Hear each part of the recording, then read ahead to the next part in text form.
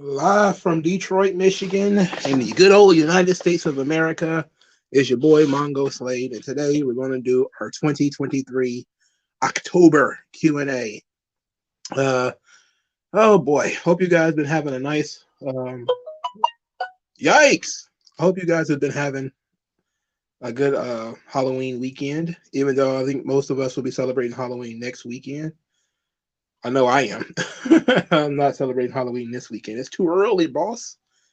Anyway, hopefully everybody's done something fun, or you just enjoyed your weekend. This Q&A is a couple days late because we were supposed to do it on Thursday. Ended up doing it today. Doesn't matter really. Anyway, got a bunch of questions in the community tab.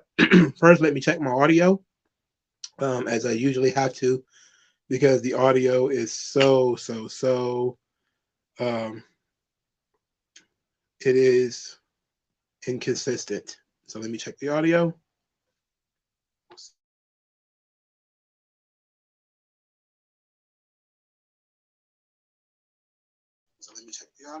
All right.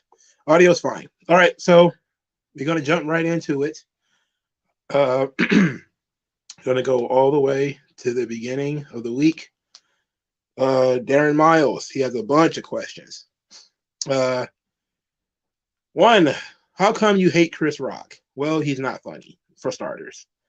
I just don't think Chris Rock is funny. Of all the there's quite a few comedians that people seem to like that I don't. Chris Rock is chief among them, I guess. But I've never met like a super fan of Chris Rock anyway. He just seems to be kind of mid. And to me, he's been famous for no reason. But that doesn't mean that he hasn't said anything ever that was funny. It's just that he's not consistently funny enough to be one of my favorites. How come X-Pac so much heat? I guess you mean has or had. Well, the term X-Pac heat didn't come from him having so much heat. It came from the idea that he was a heel that nobody liked, and instead of booing, they kind of just moved on and just didn't care. And that became the X-Pac heat. That is go away heat. That people are tired of seeing you, they don't like you. And it seems made up to me. I don't know. I don't know if I've ever seen a true example of X-Pac heat. I don't think it really exists, if you're being honest. Third, what's your top Christian Bale movies? Well, American Psycho and the Batman films. I'm not really much of a movie buff, so I couldn't tell you like, oh yeah, I liked. I think I think he did a movie called There Will Be Blood. I think I like that movie too. He was like an oil baron or something like that. Koshan Ard, everyone else who's stopping through, thank you very much. And how y'all doing? Next, since the NWA is getting a new TV deal, do you think we will ever see Chris Masters or the Pope as an NWA champion? I think you're probably more likely to see Chris Masters rather than the Pope. I don't know if Pope is ever going to get back in the ring. He didn't wrestle that much, even during the heydays of NWA Power and all that kind of stuff. I guess they did what they was going to do with him in terms of him being a TV champion. But I definitely think Chris Masters is going to end up being the NWA World Champion one day, especially since EC3 got it. If EC3 can get it, why can't Chris Masters get it? Well, wait a minute. What happened? Okay, there we go. Wait. Have you ever played Def Jam Vendetta? Yes, I played both Def Jam Vendettas. The first one is infinitely more fun than the second. I was always a DMX guy. DMX, Scarface. I love those guys. That's because I was a fan of their music. Did I skip one of your questions? I did. Do you feel like Nas was always overlooked? I think his personality led to him being overlooked in a certain era. Him not being a sort of he's a different personality, in the money cash hose era of the late 90s. He struggled to keep up with that image because he's always been more lyrical and introspective. So he always came across as being sort of the awkward guy who didn't really fit into the Cash Money, the Jay-Z's and all that kind of stuff. I think it took a while for him to settle down into his own lane. I think Stillmatic is when he started doing that. Um, but yeah, for a little while, I think he was overlooked. I think for until Ether came out, I think people didn't take him seriously. And then I don't think he's been overlooked since. But I definitely think that he was a rapper's your favorite rapper's favorite rapper up to that point. Then he became like, oh shit, this is kind of a guy I can listen to. Since he talked about NWA already, do you ever feel like BG from the Hot Boys was supposed to be as big as Lil Wayne? Um, I I don't know. I think Lil Wayne was always positioned to be the guy of the future in terms of the Hot Boys.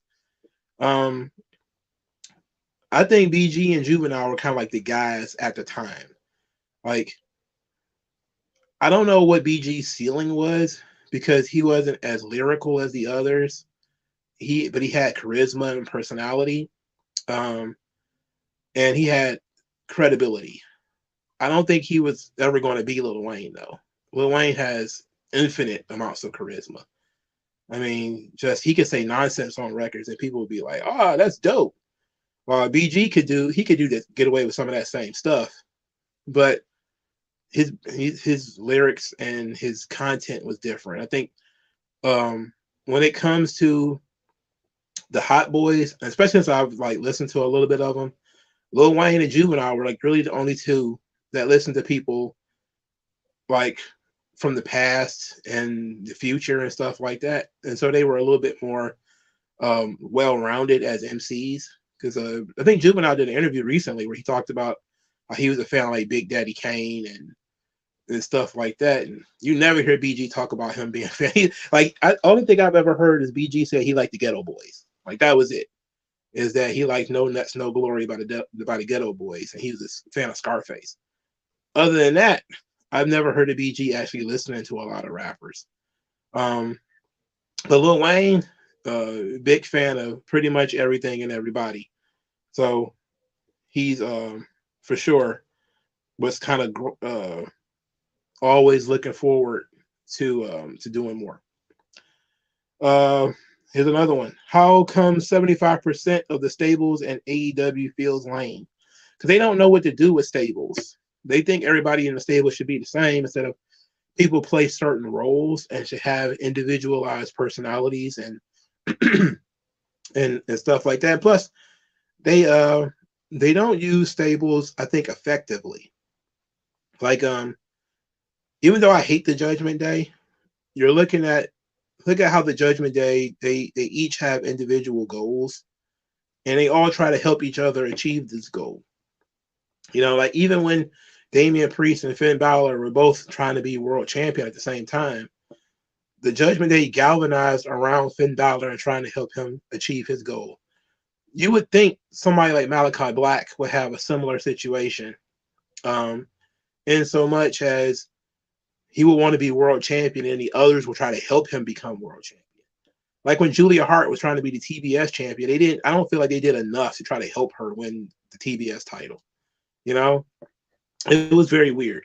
But the way that they utilize stables are very bizarre. But they mostly make them tag teams and trios teams. So it is what it is. How come Pentagon Jr. is a background character in AEW? Well, because that's just how Tony Khan books. I don't know. I mean, what more do you expect?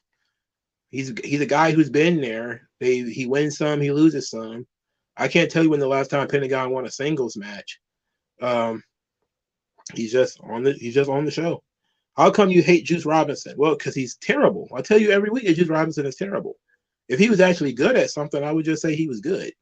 But Juice Robinson's been terrible for a long time. And what made it even worse is how all the New Japan fans try to act like he was very good when he wasn't. Especially when he was doing, I don't know what the hell he was doing. He's wearing all those colors and stuff. Like he was doing like going really hard with the fake Macho Man stuff.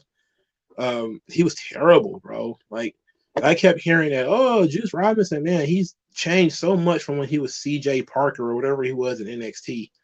And I was like, okay, well, he sucked as CJ Parker in NXT, so it's not that hard to do better. But then I looked and I was like, you know what? Generally speaking, this guy sucks.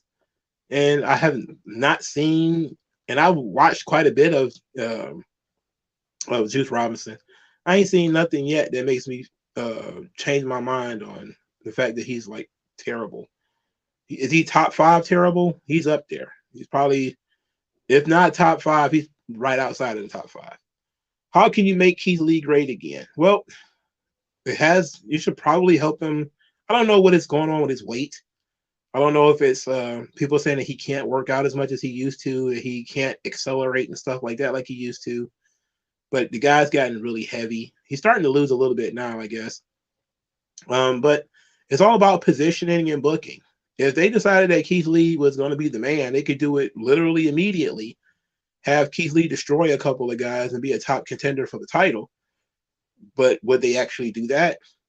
Probably not. I think that him going to AEW, he got very, very complacent. And that's one thing WWE never lets guys do, or they punish them for letting them get complacent for the most part, especially when you haven't done anything yet. Like if you achieve something and you got complacent, I mean, that is what it is. But like, Kevin Owens. But if you are barely on the roster, nah, they would have kicked you in your ass and tried to get you to do something to change a little bit and grow up some. But in AEW, they don't really ask that much of the guys. They just let guys do what they do. Next, Prince Ali the Greatest. A week in Derry, Maine with Pennywise about, or a week in Elm Street with Freddy Krueger about. Interesting.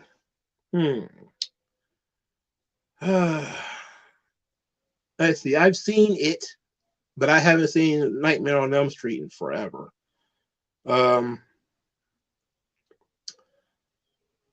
I would think a week in Derry, Maine, perhaps. I think you got a better chance against Pennywise than you do against Freddy Krueger. That's just my thought process. His second question: be for an entire night in Haddonfield with Michael Myers at large, or at Camp Crystal with Jason Voorhees at large. Well, essentially the same damn character. It's slight differences, but essentially they're the same character. So you're looking at the same outcome. So you have to look at your chances of survival. What's your chances of survival against either one of them? And I think your chances of survival are about the same. But I probably would go with Haddonfield with Michael Myers. I think Crystal Lake is too small a town, I think. There's a lot of people in Haddonfield who didn't get murdered. There's a lot of people who didn't get murdered. His third question: be in a cell with Hannibal Lecter for dinner, or stay at the Bates Motel and share a room with Norman Bates. I probably would the Bates Motel. Hannibal Lecter, he's a smart guy, exceptionally smart. He'll find a way to kill you. He'll find a way to eat your kidneys or something like that. I'm not a fan of that. Be with the research crew and attempt to survive being assimilated by the Thing, or be with Ash Williams in the Evil Dead cabin and attempt to survive the Deadites. Well, the Deadites are zombies, so I don't like the Thing. That's kind of scary. Nah, I don't know enough about the franchise, but I know Evil Dead became mostly like a comedic kind of thing, but I'm not going to say the zombie apocalypse is easy to survive. I'm not going to say that because that's kind of silly, but I would think that we would have better chances against zombies than against the Thing. All right, so let's look at the questions that are in the comment section. Rachel Buck says, did you hear about the Creed brothers will face Alpha Academy tomorrow on Monday Night Raw? Because the Alpha Academy put an open challenge and the Creed brothers will accept. Okay, that's pretty cool. Yes, I did know that. And am I looking forward to it? Not really. I mean, you take something that could be good and then you just wrap it in open challenge, and then you introduce the Creed brothers, and do they win that match? Then if they win, then Alpha Academy falls down further on the totem pole, and Chad Gable is even further away from winning the Intercontinental title if he's still in that that chase. But they're not in the tag team chase either. But if the Creed brothers lose, then they look like goobers for coming up to Raw and losing a match for no reason. And we know that for some reason they like to do that with the NXT talent. But unless you're going to breed the Creed brothers up full time, I don't see the point in the Creed brothers accepting an open challenge. Rachel Buck had another question. Do you think MJF will come to WWE when his contract is over? And it'll be over January 1st, 2024. I think he's already re-signed, if we're being honest. I think the whole point of it, I mean, you think that they would give him the world title and push him to the moon like this if he hadn't re-signed already? I'm pretty sure he re-signed when he came back because he immediately became a top star and has been the focal point of the show since he returned. And especially since CM Punk got himself canned. MJF has been the guy that Tony Khan has leaned on. So I'm not surprised. I wouldn't be surprised at all if he hasn't already re-signed. Rachel Buck has a third question. I think Becky Lynch might feud with Jade Cargill and probably be for WrestleMania. It'll probably be Jade versus Becky Lynch at WrestleMania. Why would you think that? There's no reason to think that. Jade Cargill pops up at all kinds of women's division stuff. I think it was mostly about the championship that the NXT title was on the line when she popped up on NXT. But she didn't show up on SmackDown, believe it or not, which was interesting. I wouldn't be upset if it was Jade versus Becky Lynch at WrestleMania. I wouldn't be upset about that at all. But it seems like they're preparing for the Becky Lynch Rhea Ripley thing, which would explain why Becky Lynch lost the NXT Women's title, and Rhea Ripley is fighting 4 people at Crown Jewel. Is that once she beats these 4 people, she's going to move on, and then there's going to be nobody else left for her to face except Becky Lynch. And then maybe they go into the Royal Rumble. Because they have Survivor Series left. There's no December pay-per-view. So maybe they'll just be Rhea and Becky, and then they go ahead up at Rumble. Maybe. But I also would think that it would be. I think Jade Cargill kind of makes a very interesting wrinkle in the women's division, considering I think a lot of people thought it was going to be Bianca versus Charlotte at WrestleMania. Then people thought, okay, well, they're doing this thing with Io, and there's the threat of Kairi Sane returning, and then maybe it's going to be Kairi and Io. And then Jade Cargill signed, and now they're like, oh, it could be Bianca and Jade. So there's a lot of options you got there.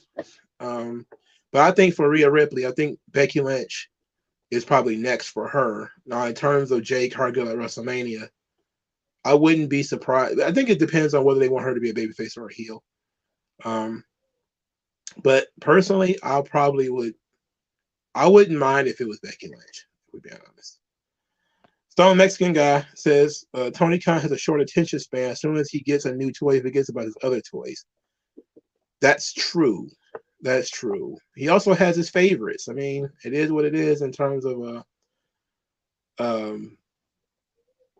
guys that he likes to use and who likes him and who he's friends with and everything. AJ3 says, hey, Mongo, did you see the clip of Fuego del Sol? 5 storylines that never happened in AEW. Nope, because why would I watch Fuego del Sol? You can feel free to list them if you like, but I don't know.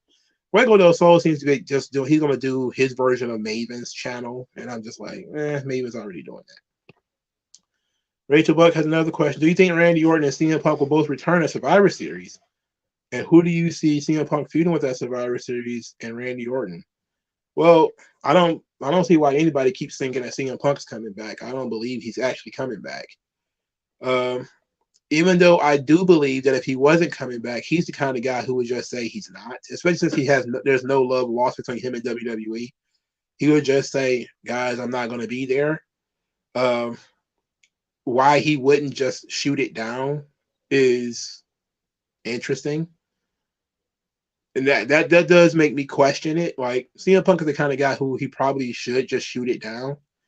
But it also might be a situation where he doesn't want to shoot it down because if he applies enough pressure, or if the fan pressure or expectations get high enough, then they might bring him in. But I definitely would expect Randy Orton. I don't know if I would expect CM Punk at all. Yes, the Creed brothers are facing AJ Limberto and Halloween Havoc. They're just going to wrestle the Alpha Academy the day before. I don't know why, but that's what they're doing. Arthur 451, in your opinion, what is the perfect lifespan of a stable? Were it not short-lived like Hurt Business or not too draggy as Judgment Day? I think as long as the stable serves the people that within it, it works out just fine. But I do think eventually you do have to break the stable up, and you did everything that you can do. I think breaking up DX was perfectly fine. DX was a vehicle for Shawn Michaels, and then it became a vehicle for Triple H, and it never was meant to be for anybody else.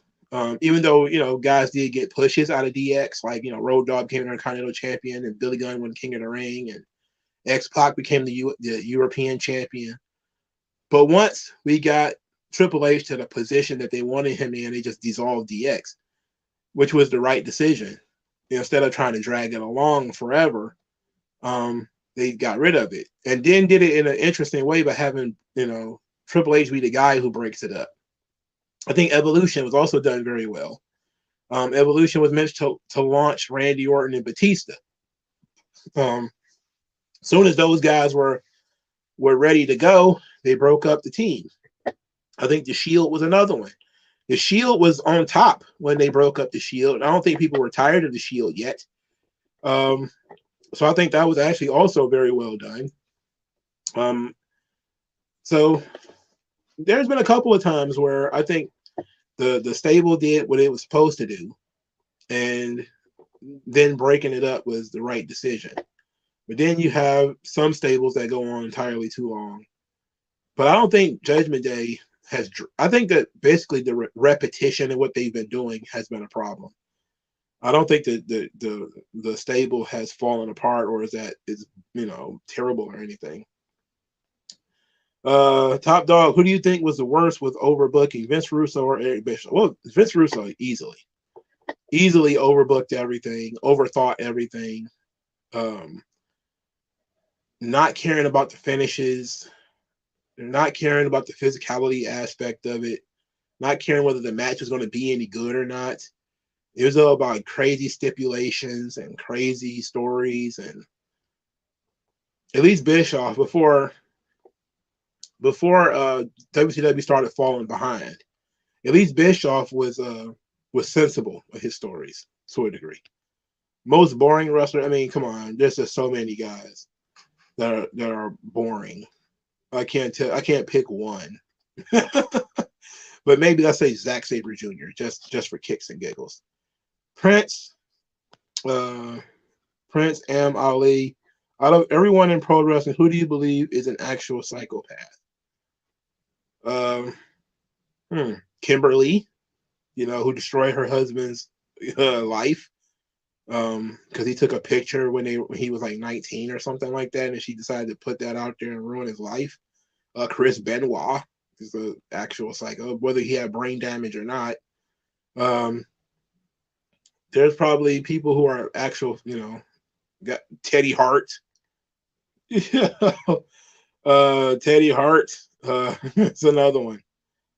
All right, let's get back to you guys can keep popping. I just want to get back into the community section. One, let's put items of horror. Triple H from 2002, 2003, Reign of Terror era, walks into a locker room, seeing the current roster, and Triple H of today gives him the rundown of WWE selling to UFC, special appearances by Vince and Cody.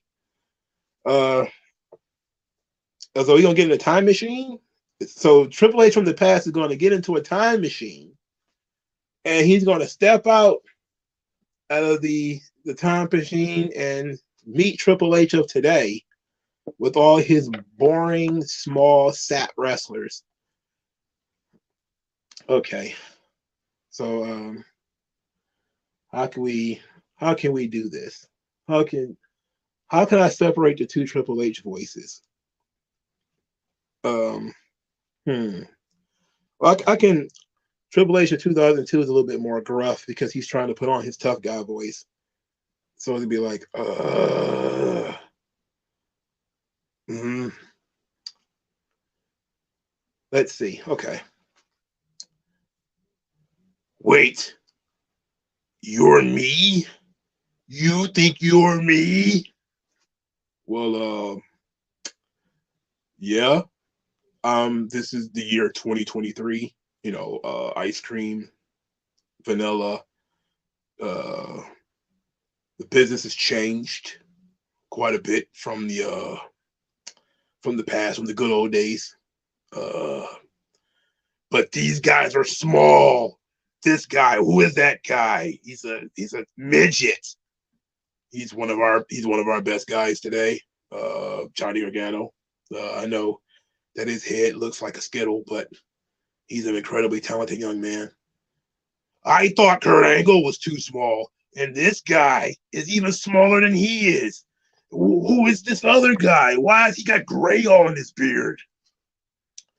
Well, that's Tommaso Ciampa. He's also very talented guy, ripped to shreds.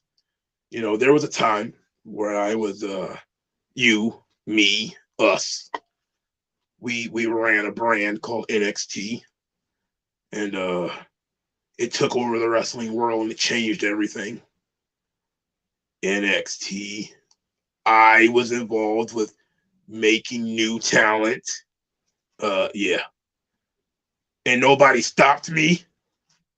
Vince did. He tried, but you know, crowd kind of liked some of the guys that I brought in. And then things kind of went there. Nobody stopped me from bringing in midgets.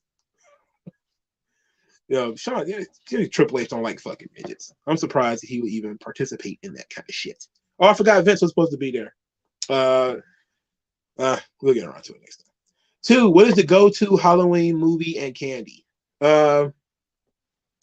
Crackles Halloween candy. I never see them outside of Halloween. I never see Crackles anywhere outside of Halloween, but Crackles and Mr. Good bars. I'm a chocolate guy, personally.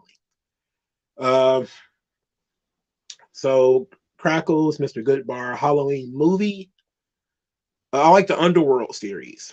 I'm not really a horror movie guy. I don't like horror movies. I think they're boring. Not that they're not scary. It's just that they're mostly either gross out or boring, or I just don't see the point in them. But the season is fun at the very least. I like, monsters and vampires and shit. But yeah. 3, fond Halloween memories. Oh, well. Halloween memories. What would be some good memories that I've had for Halloween? Well, I've never been a Halloween guy. I never really liked well, I guess we did go when I was a kid. I went trick-or-treating, and this was back before my side of town was greatly diminished. We walked from my grandparents' house and we went in like a gigantic circle. Went to every house. And then there was like a police hangout that was up there, and they gave us a bunch of stuff. And we were going into stores, and the stores would have it was like a mini haunted house, like the store we used to go into all the time. It was like a mini haunted house with people jump scares or people coming out of stuff, and it was fun. It was very fun. I remember that. I don't know how old I was. I had to be at least 8, at the very least, in order to remember it. But I remember we walked up and down that block right there.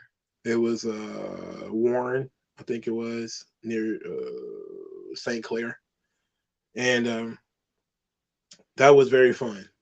You know. Also, the school that my cousins used to go to, I think it was called Damon J. Keith. They did like a haunted house or something like that at the time too, and that was also quite fun. And also the arcade we used to go to, which was near like a store that was near the school my cousins went to.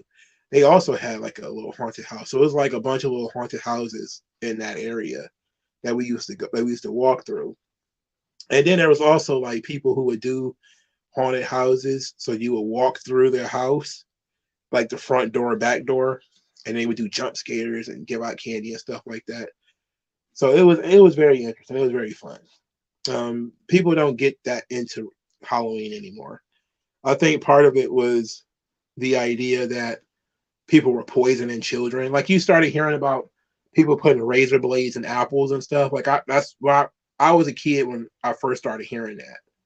And it turned out that it was a hoax, that it actually never occurred, that it never had happened before, that nobody had ever put a razor blade in an apple, or had poisoned anybody's candy.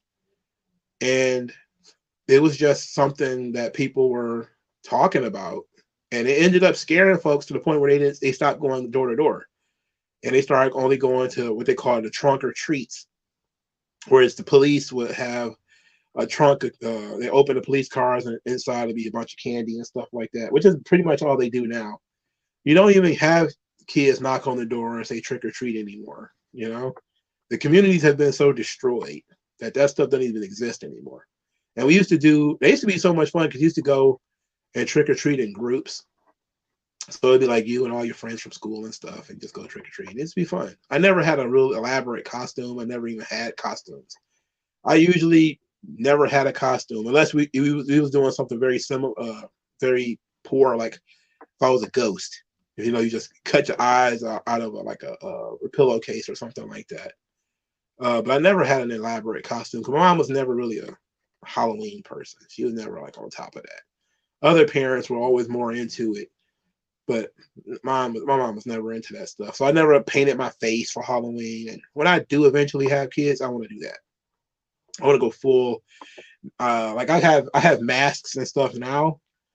Even though I don't, you know, like I have like Halloween gear. I don't have a costume, but I do like to wear like masks, and like I wore a Ninja Turtle mask for Yumicon one year. It was just a little thing. This little thing I did was we walked around like Ninja Turtle masks, or I got a Spider-Man mask that I walked around in for a while. And so I've never been a full costume kind of guy.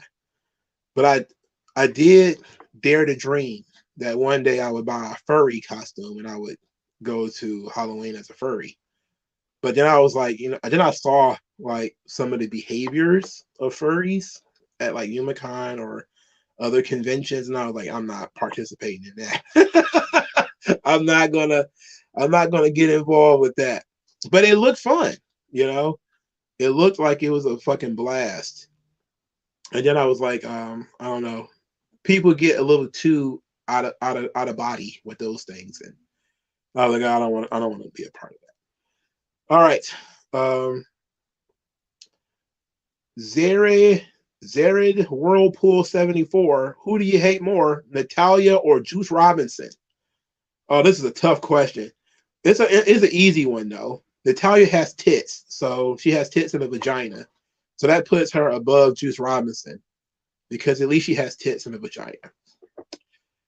Koshanard. One has a what's this? 5 questions? 6. One, what WWE and AEW superstars would you consider to be overrated? Oh, that's easy. Kenny Omega, very overrated. I just don't like his style of match. It seems like it's the Japanese stuff, you know. They hit each other with 1,000 moves and they just get back up. Even though I know it didn't really start in Japan, I think it started in TNA, which, you know, it might have started in Japan because I think a lot of that stuff comes from them watching old Japanese pro wrestling. Not old, but like 90s Japanese pro wrestling. But I started seeing a lot of it in TNA. You know, that's when I started seeing like the Motor City Machine Guns and the Young Bucks.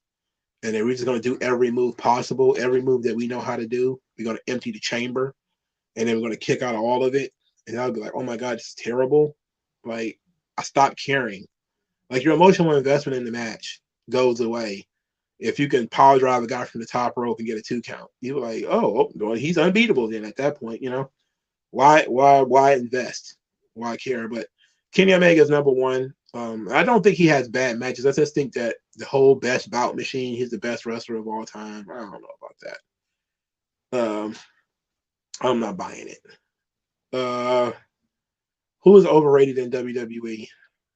Kevin Owens, easily. I'm not a big fan of Kevin Owens. I've not been shy about that. Doesn't mean he doesn't have good matches. I just don't care about his matches oftentimes. Same thing with Claudio. I'm a big fan of Claudio. I like him. He has good matches, but I'm not emotionally invested in anything he does. So I don't get too amped or too excited about a Claudio Castagnoli match, while other people do. I don't know about that. What's somebody else in WWE that I think is overrated? I can't think of anybody else right now that I don't like. I know it might be easy to say like Seth Rollins, but I like Seth Rollins. I just don't like his gimmick. And I don't like his selling either. So he's almost on the list. I think he sold more in the past than he does now. Now he takes you could throw him through a wood chipper, he'll come out of the other side. Ha ha ha ha ha! You thought that could stop me? Like, ugh. 2. What WWE superstar, in your opinion, has what it takes to make it into Hollywood besides Roman Reigns and be successful? To be able to go into Hollywood, let's see.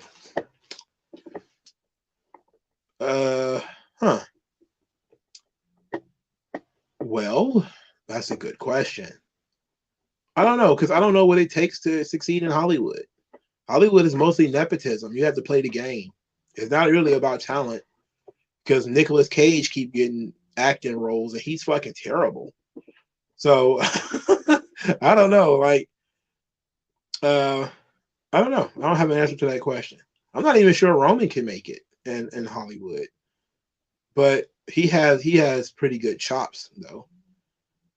It would probably help if I actually watched more wrestlers succeed. But I know Jinder Mahal was on TV for a little while. I think he was on NCIS or something like that, or CSI or something. He was like a regular on there, and then I think they killed him off. 3. What's a movie you hate to see, but everyone loves that movie to death? Oh, there's a lot of those. There's a lot of black movies that are like that. There's quite a few of them, mostly Tyler Perry movies that people actually liked. And then you have a lot of them are like women's movies, stuff that I'm not really supposed to like Waiting to Exhale, or what's another goofy one? No, it's one particular one. I always forget the name of it, but I know exactly what it is. It's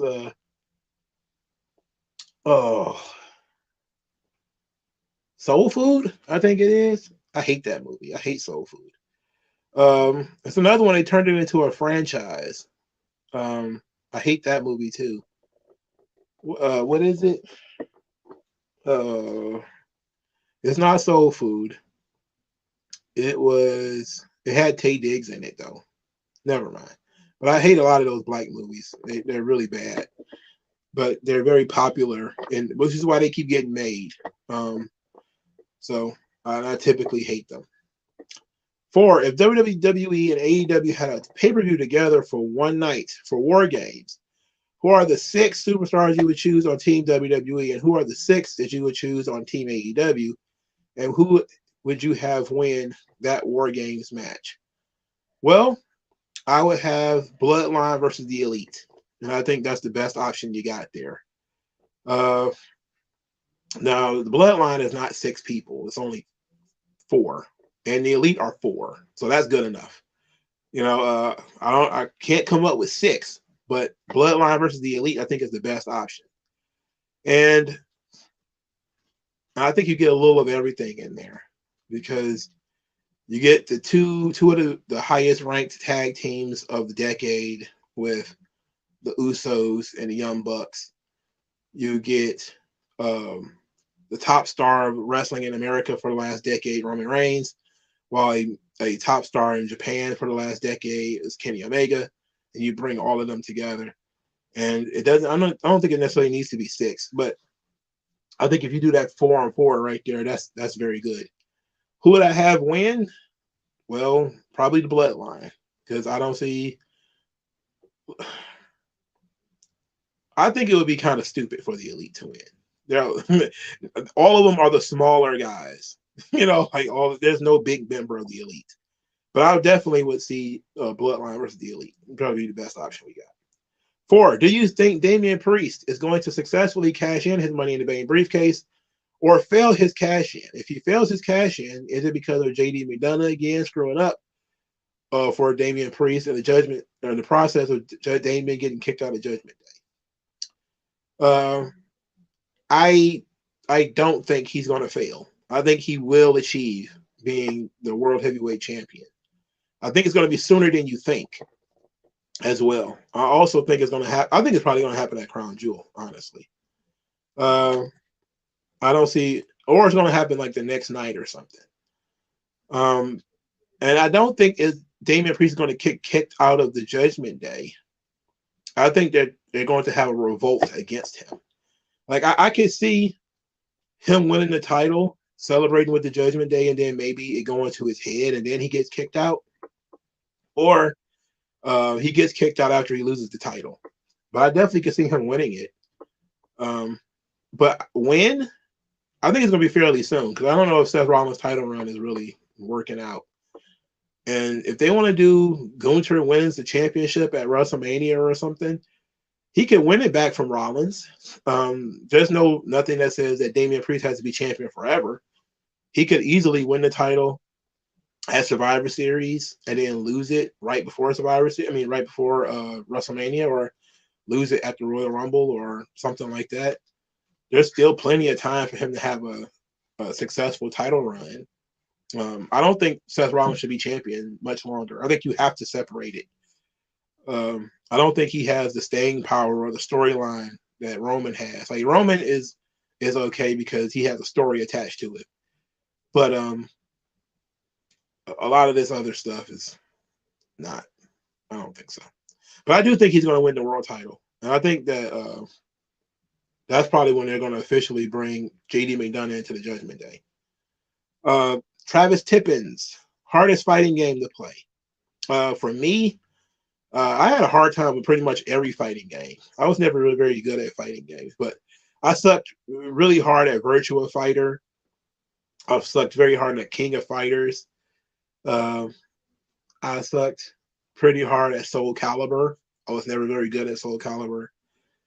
Soul Calibur is one of those games you had to study the weapons because each weapon had its own reach, had its own weaknesses and strengths. You had to go too deep into it.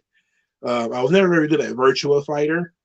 I sucked really bad at Tekken, and I like games that require like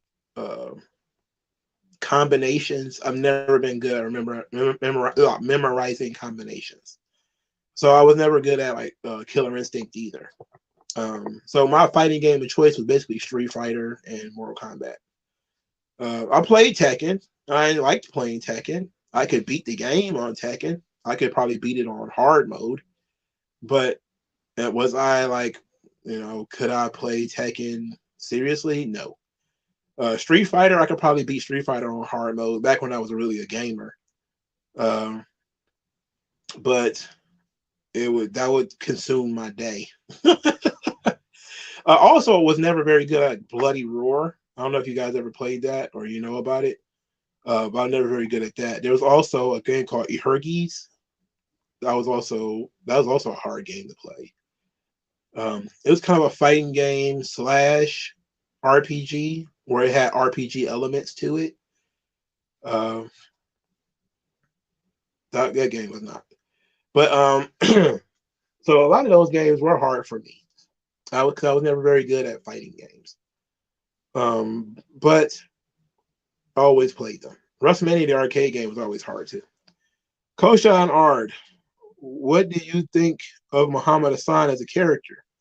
I know WWE tried to make him into a bad guy, but he told the truth on a couple of occasions that him a babyface in my eyes. I think if they'd have stuck with the original idea of the character, it would have been fine.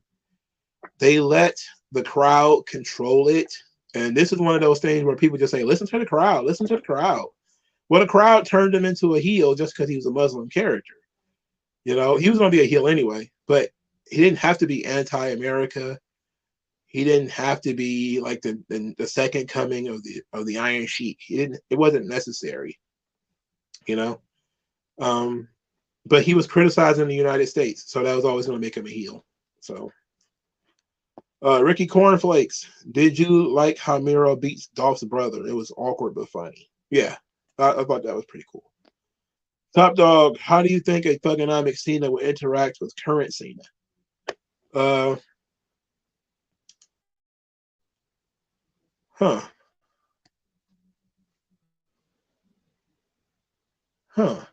I think current Cena is a little bubblegum and probably would get chewed out, but he also lacks experience and probably would get chewed out. So it would be an interesting experiment, though, you know, because they're both baby faces. But I guess you would mean heel Doctor of Thugonomics John Cena. He'd get roasted by babyface veteran John Cena. Even with all the raps and everything, Cena would just basically call him like a little boy or say he's not ready for the spotlight or destroy him or something like that. Probably call him like an Eminem wannabe or, you know, you're a ripoff from third base or something like that. Prince Ali, was show that you're embarrassed to say you still watch. I dread the idea of telling people I love the Powerpuff Girls. Interesting. I don't know. I think most shows I don't really talk about. I don't watch a lot of TV, like regular TV shows. So the only thing that would be the answer would probably be wrestling. You know, that would be the one thing that I'll probably tell people. I probably wouldn't tell people that I still watch. But anime is still a very weird thing to most people too. They don't really get it. Despite the fact that there's a sizable blurred community, especially of males, you still get that the OGs who think that anime and Japanese cartoons and stuff is weird. They don't. That doesn't apply to like Dragon Ball and Naruto. Nobody has a problem with Dragon Ball and Naruto. It's when you start talking about other shit. You know, now all of a sudden they're like, "You watch that Japanese shit?" You're like, "Well, yeah, I do." But I think wrestling probably be number one on the list. Anime being number two, but you have to put in asterisks because people are okay with you liking Dragon Ball and liking Naruto, but most everything else, they were like, "Why are you watching that shit?" AJ3 says WWE probably signed Ngannou since Fury was out and called WWE too hard. I don't think so. Why would they want to do business with him? For what? Your thoughts on They Live and Candyman? I've never seen either one. I've never watched They Live all the way through. I've seen clips of it. I've watched some of it. I haven't not watched it all the way through.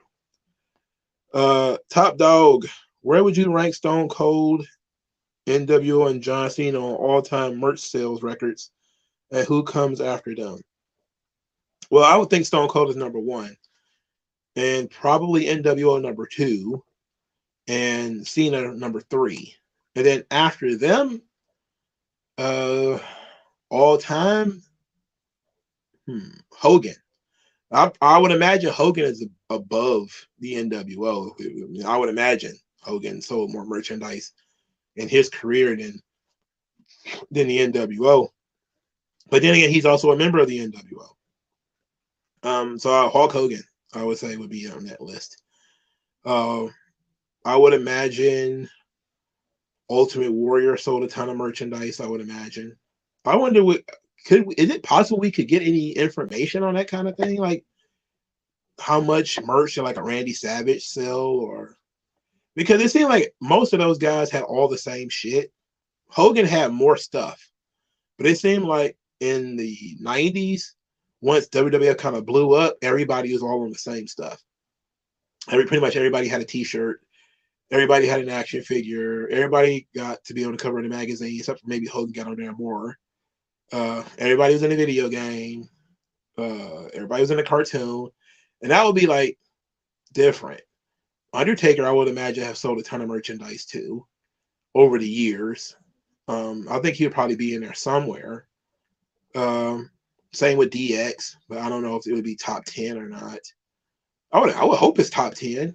Because DX shirts became was pretty popular for a short time at the very least. Sting, I would hope would be in there somewhere, especially when it comes to Sting masks, which I know were pretty big when I was a kid. People like the Sting mask, especially when they started doing it on TV. That really kind of made them popular. So I would imagine like those would be like the top merch sellers in history. Maybe Bullet Club too. You gotta give Bullet Club some credit, but I don't know where they would be, on the all-time list. Considering we don't know enough about the licenses of the time, like in 1990 or 1991 or 89 or whatever, it's impossible. But I would imagine Hogan was a top merchandise seller of that era. Considering when they did the WWF cartoon, it was the Hulk Hogan Rock and Wrestling cartoon. So they put Hulk Hogan's name on it, so you'll know who it was. Stone Mexican guy, do you like fish burritos? I've never had a fish burrito. Interesting.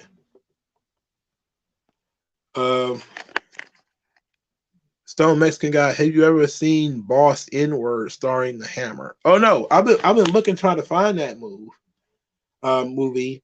I haven't been able to find it, which is very unfortunate.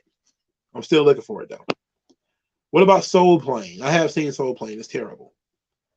Yeah, Bloody Roar is the furry fighting game where people turn into like bats and werewolves and shit. I hated that goddamn game.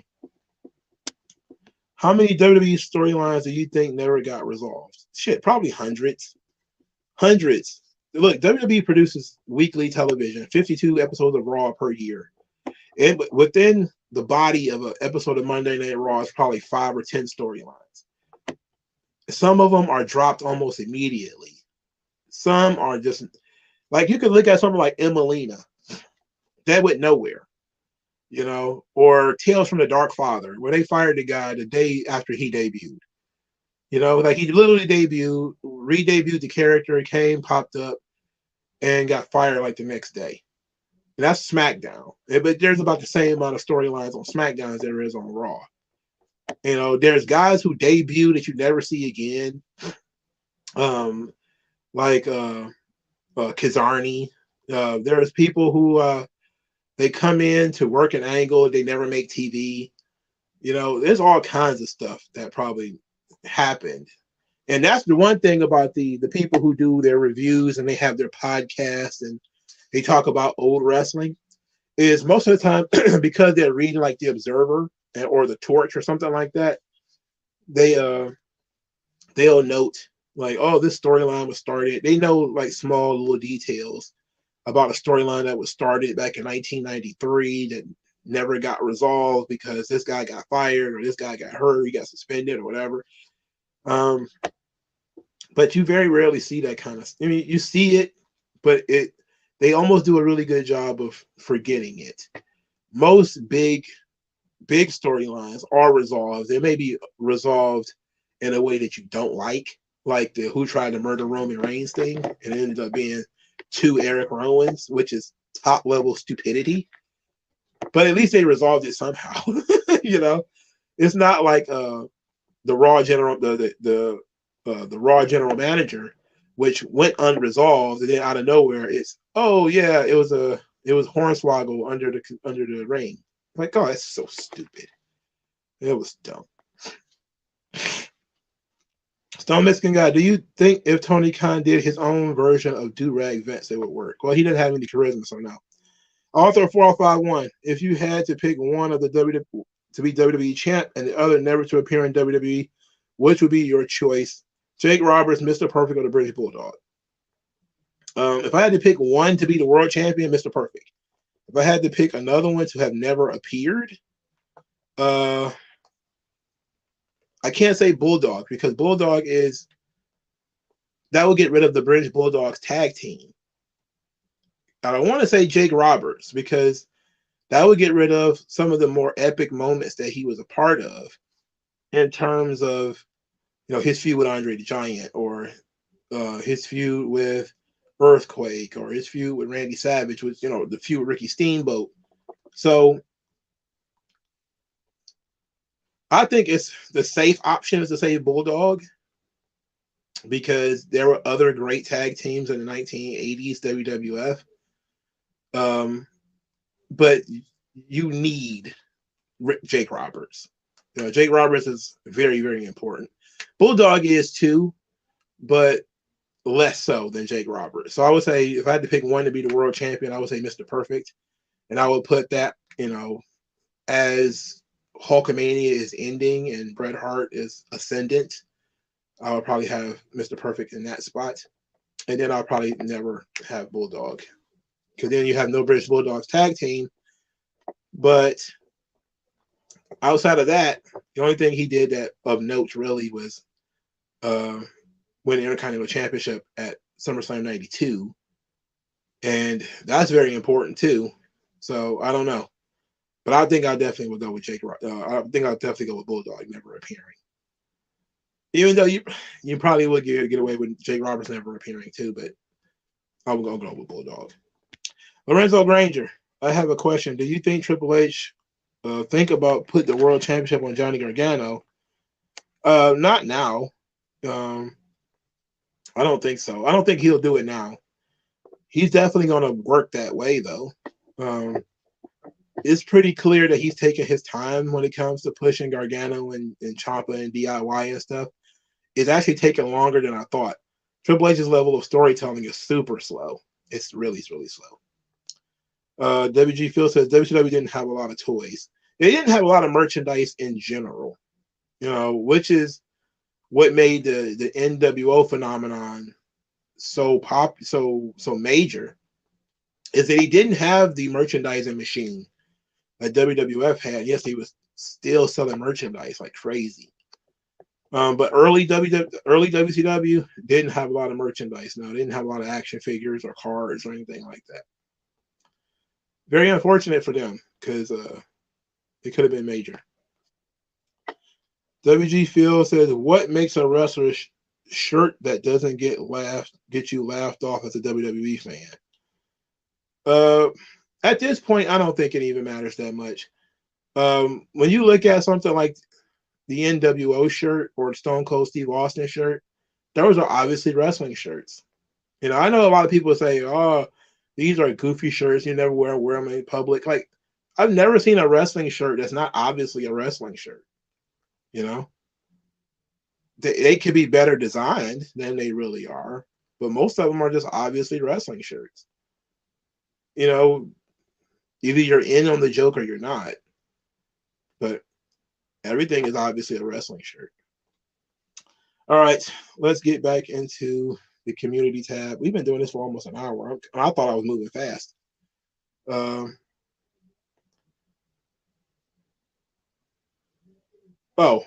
I forgot to mention, Coach Sean Art had another question. Have you ever watched SpongeBob before? No, I have not. I've never seen SpongeBob.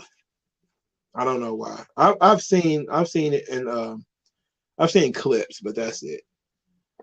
Black Saying 97. 1. Who do you think is the most underrated talker in wrestling? Underrated talker. Interesting.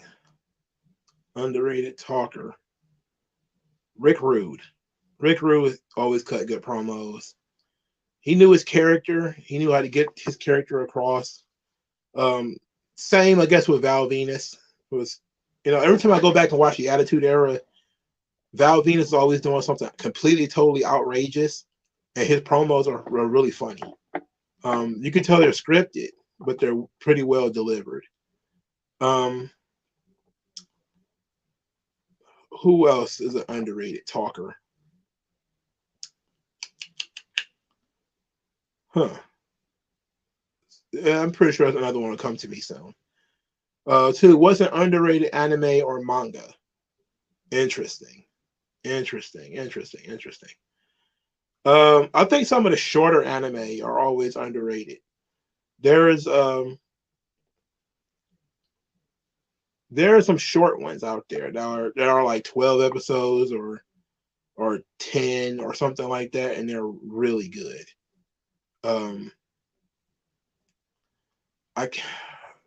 You asked me to name it off the top of my head.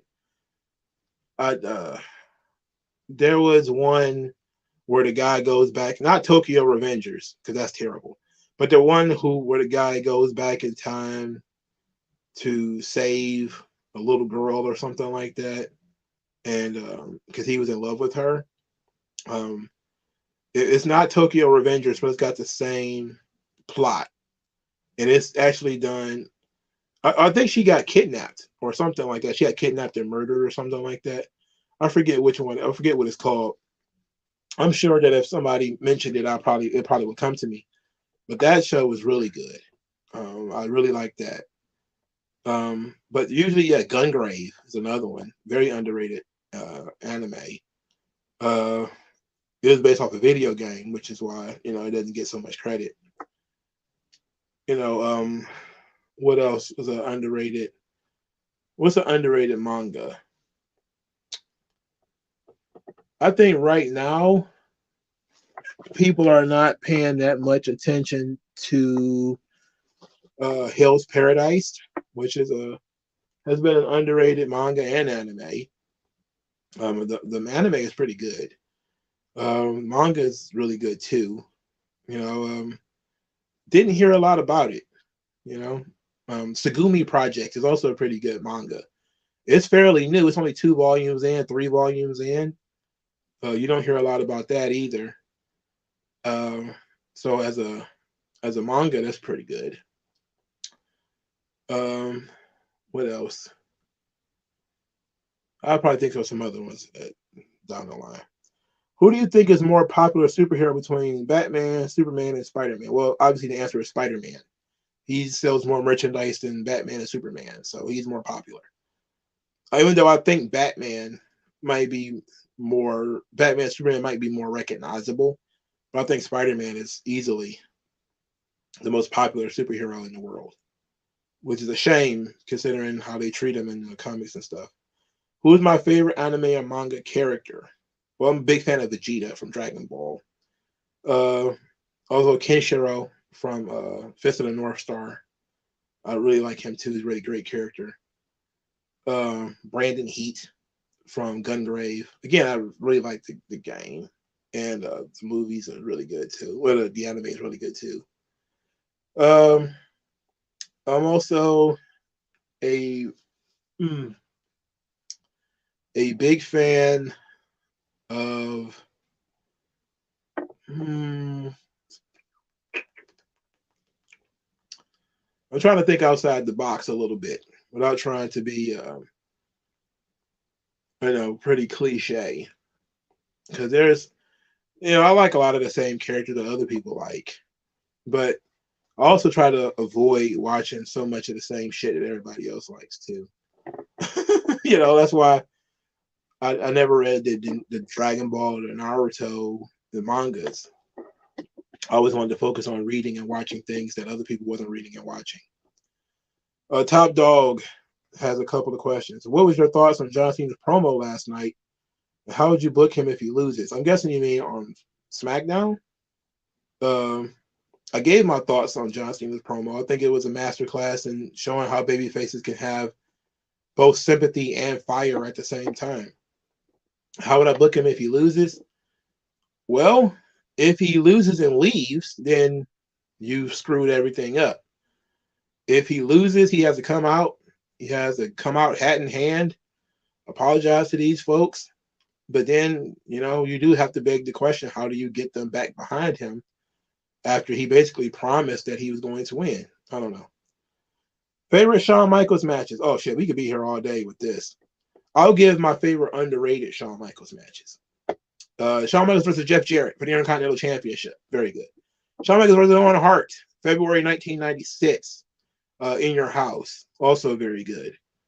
Shawn Michaels versus the British Bulldog for the Intercontinental Championship.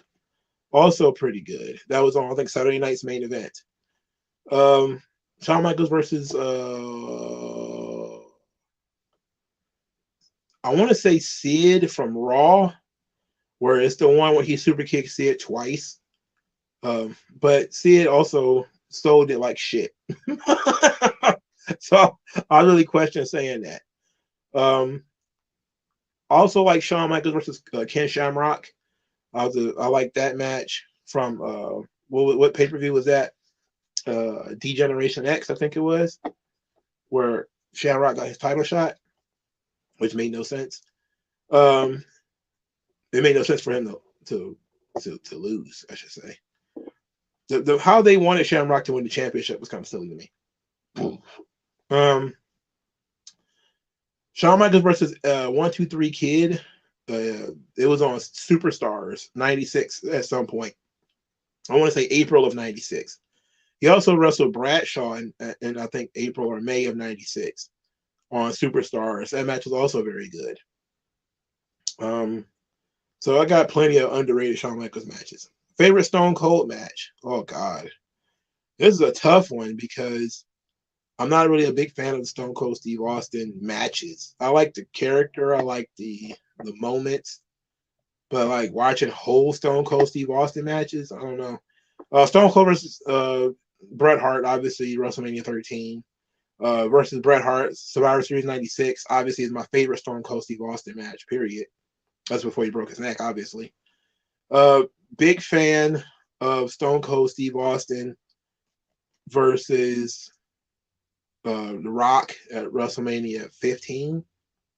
I love that. I thought that was great. That was one of my favorite Austin and Rock matches. Probably my favorite Austin and Rock match is WrestleMania 15. Even though I think 19, no, not 19, I'm sorry, 17 is what everybody else likes. I like 15 more. I like Stone Cold Steve Austin versus Undertaker, Cold Day, and Hill. Also SummerSlam. Both I think was in, well, Cold Day and Hill was in 97. SummerSlam 98. I don't think they had great matches against each other, but I did kind of like their Survivor Series match. Not the Survivor Series, some of the SummerSlam match. Kind of liked it. I think Cold Day and Hill was better. Again, that was before Stone Cold broke his neck. Let's see what else. Stone Cold Steve Austin. I don't think I ever really absorbed his matches with Triple H. I know he had a bunch of matches with Triple H. I don't think I really fully absorbed them. He had some really good matches with Kurt Angle too, including I think it was Unforgiven, the one where Angle won because he tapped out, but he had grabbed the ring apron first. That was very creative. I thought that was one of the more creative things they did with Stone Cold Steve Austin. I like that. Austin in later years wasn't really much of a wrestler. He's just kind of punch and kick guy. So it was all like personality. But I gave you some. Were you a G-Unit fan in the 2000s? No, I was not. I'm still not a G-Unit fan. I like certain records. Like I like certain tracks off of Get Rich or Die Trying. I like certain tracks off of the G-Unit album. Beg for Mercy? I like Poppin' Them Things is probably one of my favorite 50 Cent records. I wasn't really a big fan of. I didn't like Tony Yayo at all. He sucked. I kind of liked Lloyd Banks at the time, but today I'm just like he aged like milk. I can't think of anything Lloyd Banks ever did that I think I needed to revisit. But 50 Cent was a really good writer in terms of picking the right beats and attacking with the right content. I thought all that stuff was very good. It took me a while to warm up to him, but I never really followed any trends in rap outside of the Hot Boys and Bone Thugs and Harmony, like and DMX. I was on those. Bone, DMX, and Hot Boys. I was at the beginning and at the end of all of those. Everything else, No Limit, I never really got attached to it. Jeezy, never got attached to that. Tupac and Biggie, never really got attached to them either, or Snoop Dogg. Even though I go back and I revisit stuff, and I find out that it's better or it matures. I mature a little bit more. I understand a little bit more. But I was never really a big G-Unit fan. Doesn't mean I don't think that the first 50 Cent album wasn't great. I think that he probably did his best work on there. Absolutely. And the Game, I like the documentary, the first Game album. Unfortunately, all the shit that I like is supposedly stuff that was written for him by 50 Cent. Which is very unfortunate. But no, I wasn't a super G-Unit fan. But I did like 50 Cent and the Game, though. And I did like Lloyd Banks at the time. But not so much today. And I liked some Young Bucks tracks too. So I wasn't a super fan, but they did make a lot of stuff that I did like. What's your favorite heel Mr. McMahon moments? Oh, we'll be here all day with that. I love the burning teddy bear with him and Undertaker. That was such an excellent scene. That was phenomenal. The burning teddy bear was great. I don't know why it led to McMahon being the higher power. I don't know why that happened, but I thought that was great. Vince being kidnapped and pissing himself, that shit was great. All the do-rag Vince stuff was excellent. I know people talk about it too much on social media, but fuck, that shit was good. You know, when Vince had that do-rag on, he was mocking ECW. That shit was great. That was legit entertaining. Very, very entertaining. All right, The Biz. I believe on one of the A&E documentaries just said Hogan was #1, followed by Stone Cold Steve Austin and the NWO.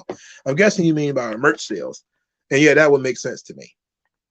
That would make sense. Koshan R. Were you a fan of Alberto Del Rio before he became a prick in the future?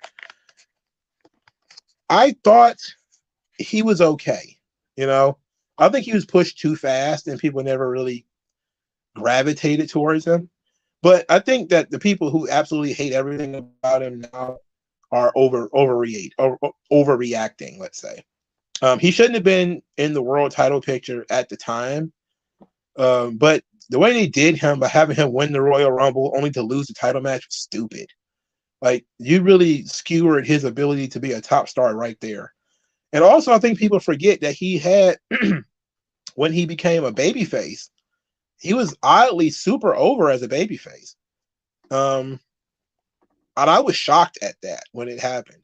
So I didn't hate Alberto Del Rio, if we were honest. I thought he had charisma. Obviously he couldn't talk that well because he had the accent. But I thought he had charisma. His look was good. The gimmick was great. I think he had good in-ring ability. I just wish they had took some time. Instead of trying to push him immediately to the top, they had taken some time and made him like the Intercontinental Champion or the U.S. Champion or something like that first, and then had him slowly but surely creep up. Instead, they just decided he was going to debut, beat Rey Mysterio, and immediately go to being like a top guy. And we're going to smash him over. He's going to win the Royal Rumble and Money in the Bank in the same goddamn year. And everybody was like, wait a minute. He wins the title and he immediately loses it to CM Punk. Then he wins it back. Then he immediately loses it to John Cena or however that went. I think it might have been the other way around. And I was like, man, this is stupid. They're booking him like shit. They should have just made him the Intercontinental Champion or something like that. Gave him a run with that first. But I didn't hate Alberto Del Rio. I actually liked him. The Biz. Did you give your thoughts on MJF versus Omega? Do you think that Meltzer is claiming that Omega botched kip-ups and stuff for ring psychology? I did an entire show review for Collision.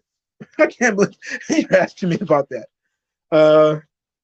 I don't know. I don't know about whether Meltzer is covering for Omega or if that's just Omega getting older. I don't know the answer to that question. It seems like an excuse though. But I know Sean used to do it. Sean would do kip ups and then he if he messed up, he'll grab his back. But that almost just might be Sean trying to cover for, missing a kip up. Did you also heard about WCW having a Marvel comic book? I think I may have seen something like that in an old comic book shop. Like there's a comic book shop that I went to that comic book shop just Saturday too. And it's got a bunch of old wrestling comics in there. They don't have them like if they were in a dollar bin or something like that, I definitely would have picked them up. But since they're like $4 a piece, there's no way. I'm not paying $4 for a wrestling comic book. But I want to say I've seen it, but I'm not sure. Also, I could have been mistaken. Could be mistaken. Top Dog says, I went back and watched Raw in late 96. And honestly, not bad. You could tell they were slowly trying to catch up to WCW. Yeah, that's true. RE0, nope, that's not it. WG Phil, apparently the MCU is trying to reboot after Secret Wars. I find it pointless because it's still the same quality, but POC LGBT versions of Hulk and Iron Man. Well, they have infinite money to burn, so they can go and do whatever they please. And they ain't gonna do nothing but waste their money.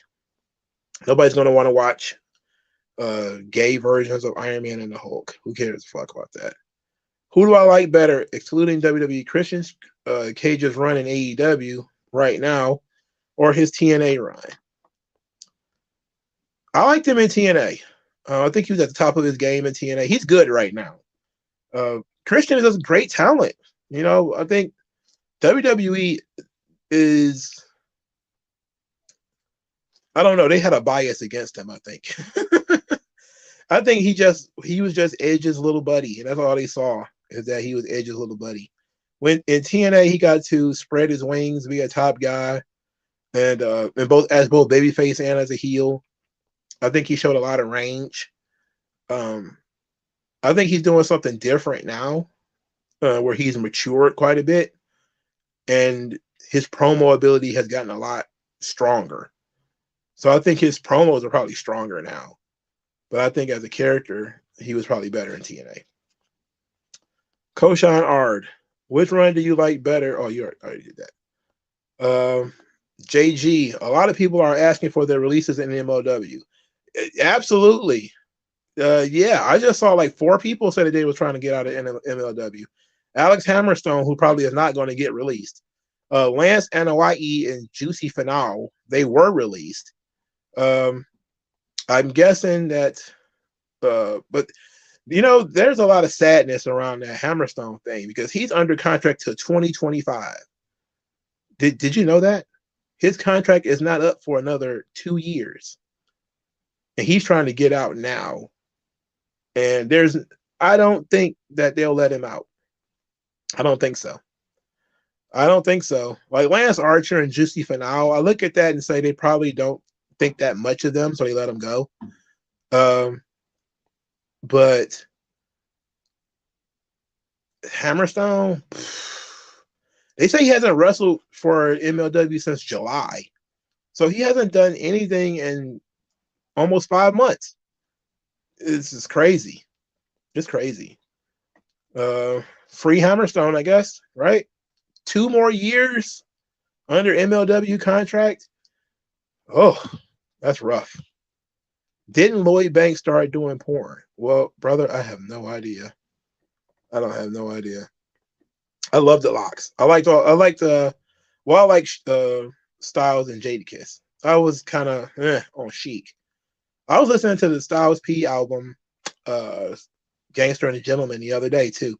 Not listening to a whole the way through, but I was listening to songs on it, and I was like, wow, amazing that people don't go back and revisit this stuff.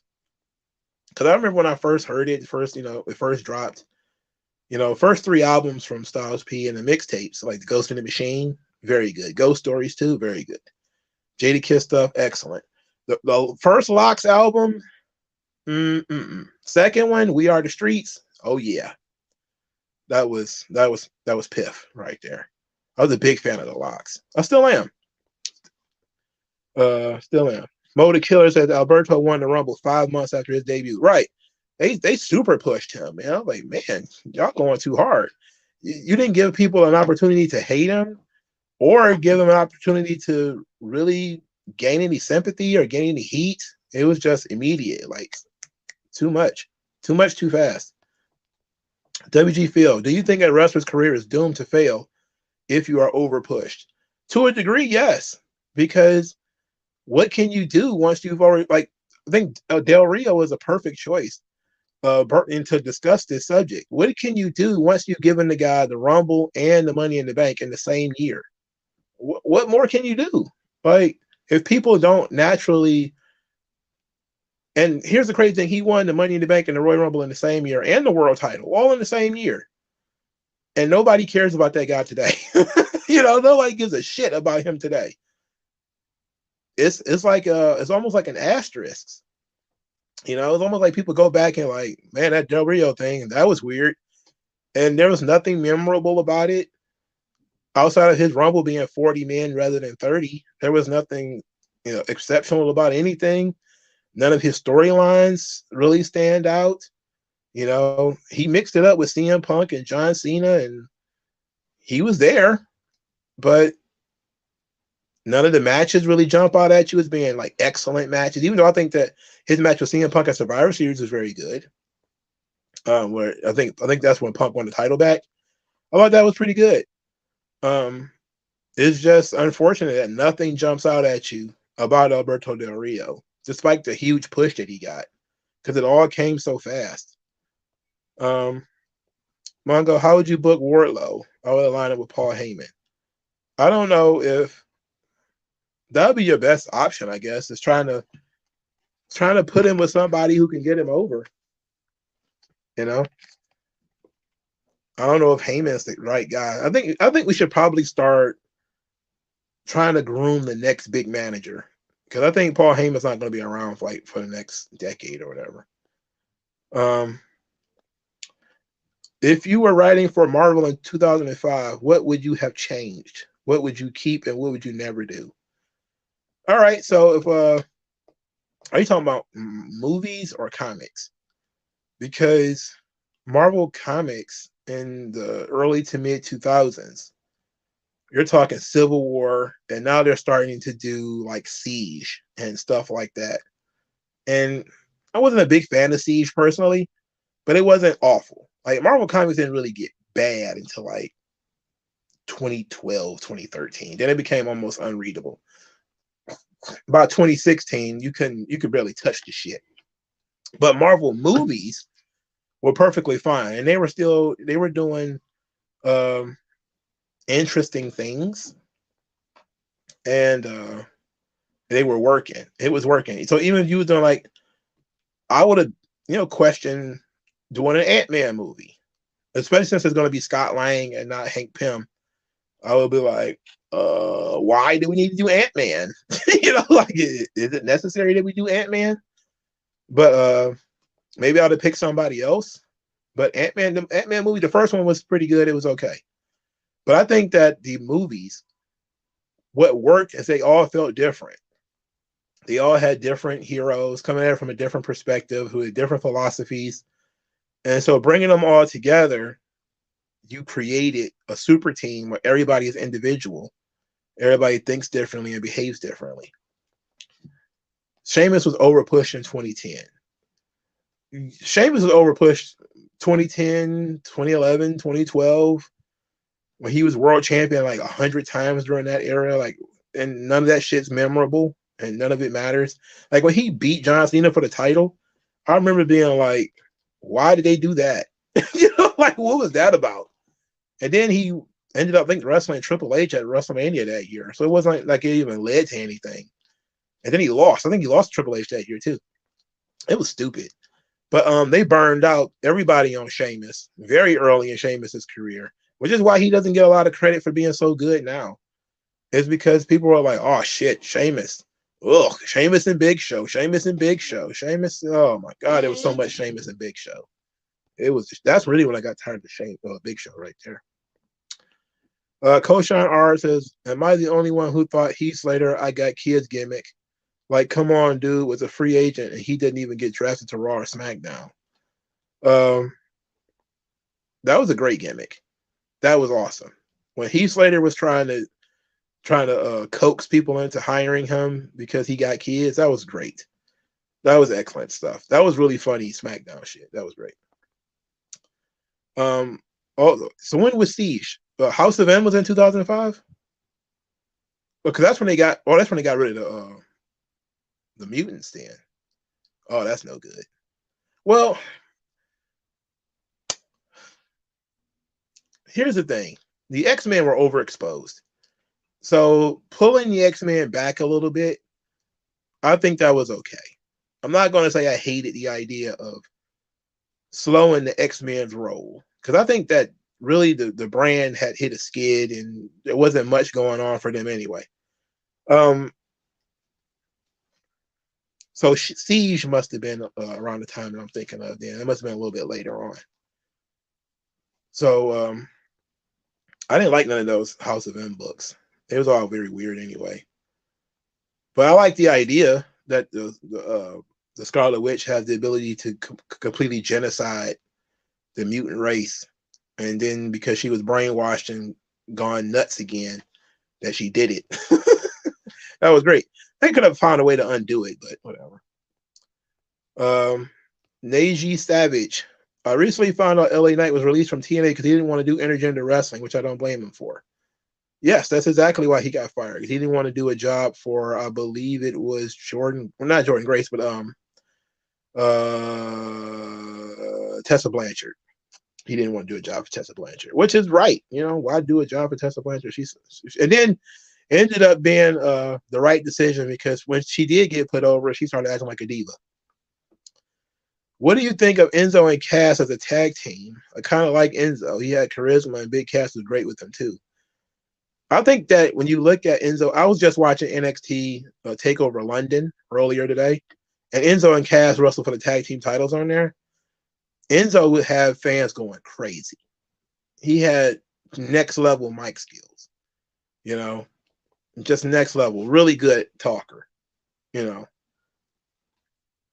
As wrestlers, though, I think they both left a lot to be desired. But as an act, they were really good, super over. Very New Age Outlaws-ish in terms of they had a shtick, and the shtick was super over. But I think that they were just in a rush to get Cass away from Enzo, and that was a mistake. I liked him as a tag team, though. Apostle of JBL, would you like a monthly in your house show with thematic, like back in the days? And you're like in your house, Return of the Dead Man. If they had thematic shows that were short, I wouldn't hate it. Honestly, they do pay-per-views pretty much every month anyway, so they might as well have a theme. And I don't mean a theme like TLC or Hell in a Cell or something like that, but like storyline theme. You know, like a Return of the Dead Man, or Return of the Taker, I mean, or a Cold Day in Hell, or Good Friends, Better Enemies. Like having a great tagline like that would be excellent, because In Your House is the name of the brand. And then everything underneath that is basically what the theme for the show is. It's based off the main event or whatever the main storyline is. So you could do that. That would work. You know, that could work. Especially since you would have had to come up with something for the individual show. What is Sheik Luch, the third wheel of the Locks, and why? Because he's the guy in the group who can rap technically, but he's not nice. You know, like he's just like every group has that guy. You know, he's the friend of the guys who are dope. You know, he's okay, but his greatest strength is his ability to get dope people on his tracks. AJ3 says yes. House of M was in 2005. I hate it if it was going to. I hated it if she's going to scream no more mutants, get rid of all the mutants, including the X-Men. I agree, and I think that's what it should have been. You know, if they were going to pull back on all of these mutants, that would have been fine. They were overexposed anyway. It got to the point where the X-Men had eclipsed all the other brands in Marvel to the point where they didn't need to mix with any of the other brands. And I think they did irreparable damage to the Fantastic Four when they started having the X-Men go into space and all this kind of stuff. It's like, oh, okay, so now what are the Fantastic Four going to do? Like, you got X-Men going back and forth through time and going through space. And I'm like, isn't that the realm of the Fantastic Four? You know? It's like, how many heroes do you need in Gotham? You know, Batman should have his turf, and Superman has his turf, and Green Arrow has his turf. The Fantastic Four should have had their turf, and the X-Men have their turf. And then when they started just putting X-Men in everything, it was like, okay, well, there's mutants everywhere, bro. What can you do? You know, and then they expanded about starting putting mutants in the Avengers, which I didn't hate that they were putting mutants in the Avengers. Plus, they did that in the 80s when they did Scarlet and Quicksilver. They were mutants at the time, and they were in the Avengers. But it just felt like it was an abundance of mutants, and it needed to be slimmed down or something. It needed to be pulled back. How do you save DC? Well, comics are movies. Comics, you just have to, I don't know, like when it comes to comic books, you have to think about it. Comic books are expensive now. They're $4 a piece, and some of them are $5 a piece. For good art, they're $5 a piece.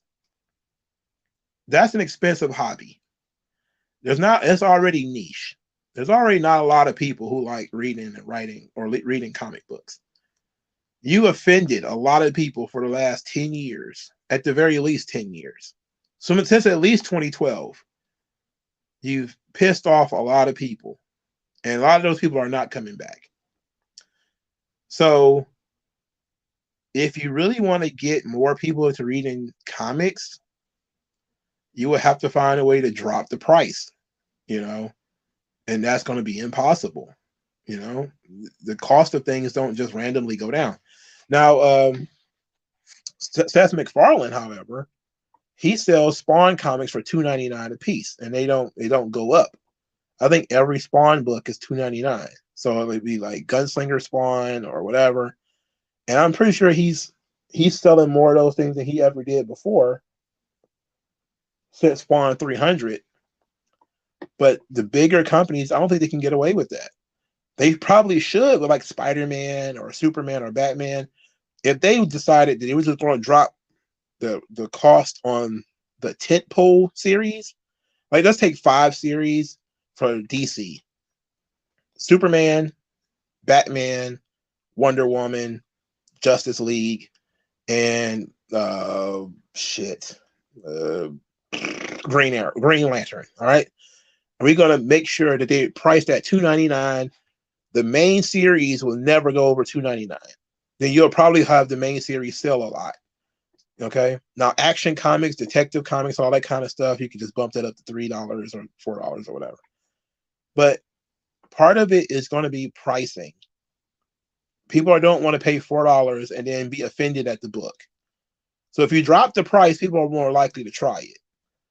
And then you have to make sure that the content is good. So from there, you have to basically win people back over. And what DC is doing and what Marvel is doing is, in a sense, they're just running more and more people off because they're making everybody gay all of a sudden. Like, and even if you are okay with gay people or you don't have a problem with gays, even at that point, you have to say, like, there's an inordinate amount of gay people in comics now. I'm talking inordinate amount. like a lot. And then the stories that come out are almost always about them being gay. It's nothing about, them being heroes or whatever, who just like, there's a difference between gay stories and a guy who just happens to be gay, or engage in homosexuality or whatever. That's what Constantine was in the 80s. Like, Constantine was stories of this guy, constantly engaged in the occult, and he occasionally engaged in homosexual activity. It wasn't a major element,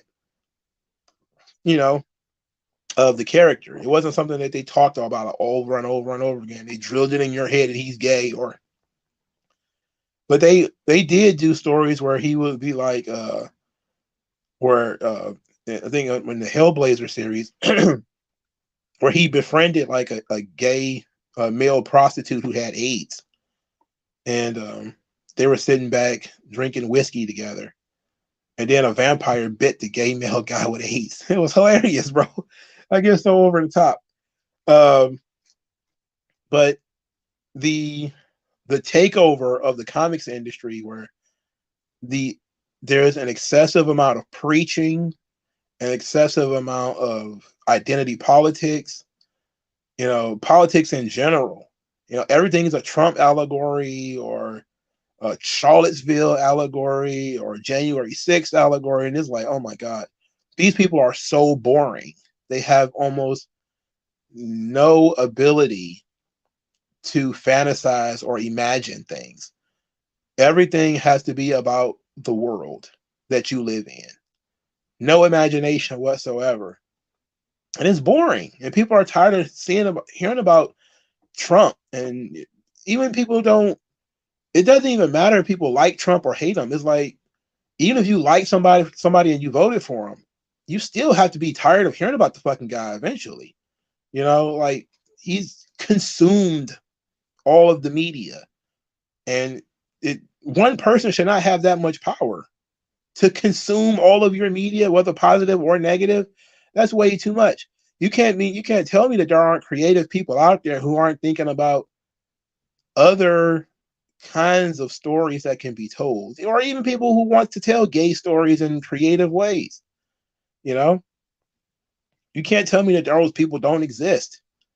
And when you have in the comic books industry currently is, they're playing a hide the ball, where you go to like the subway and somebody says, find the ball in the cup, and they just swishing it around. That's what DC and Marvel are doing.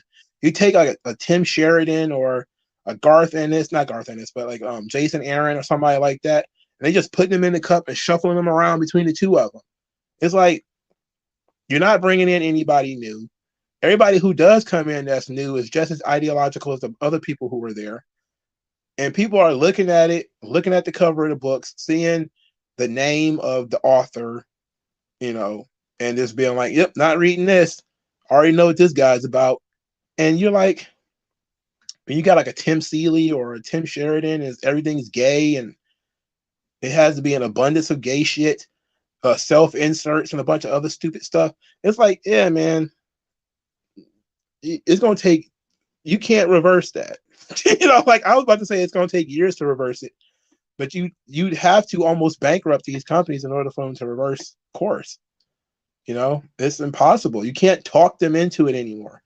They're immune to the laws of economics, at least for now, because they're owned by billion-dollar companies.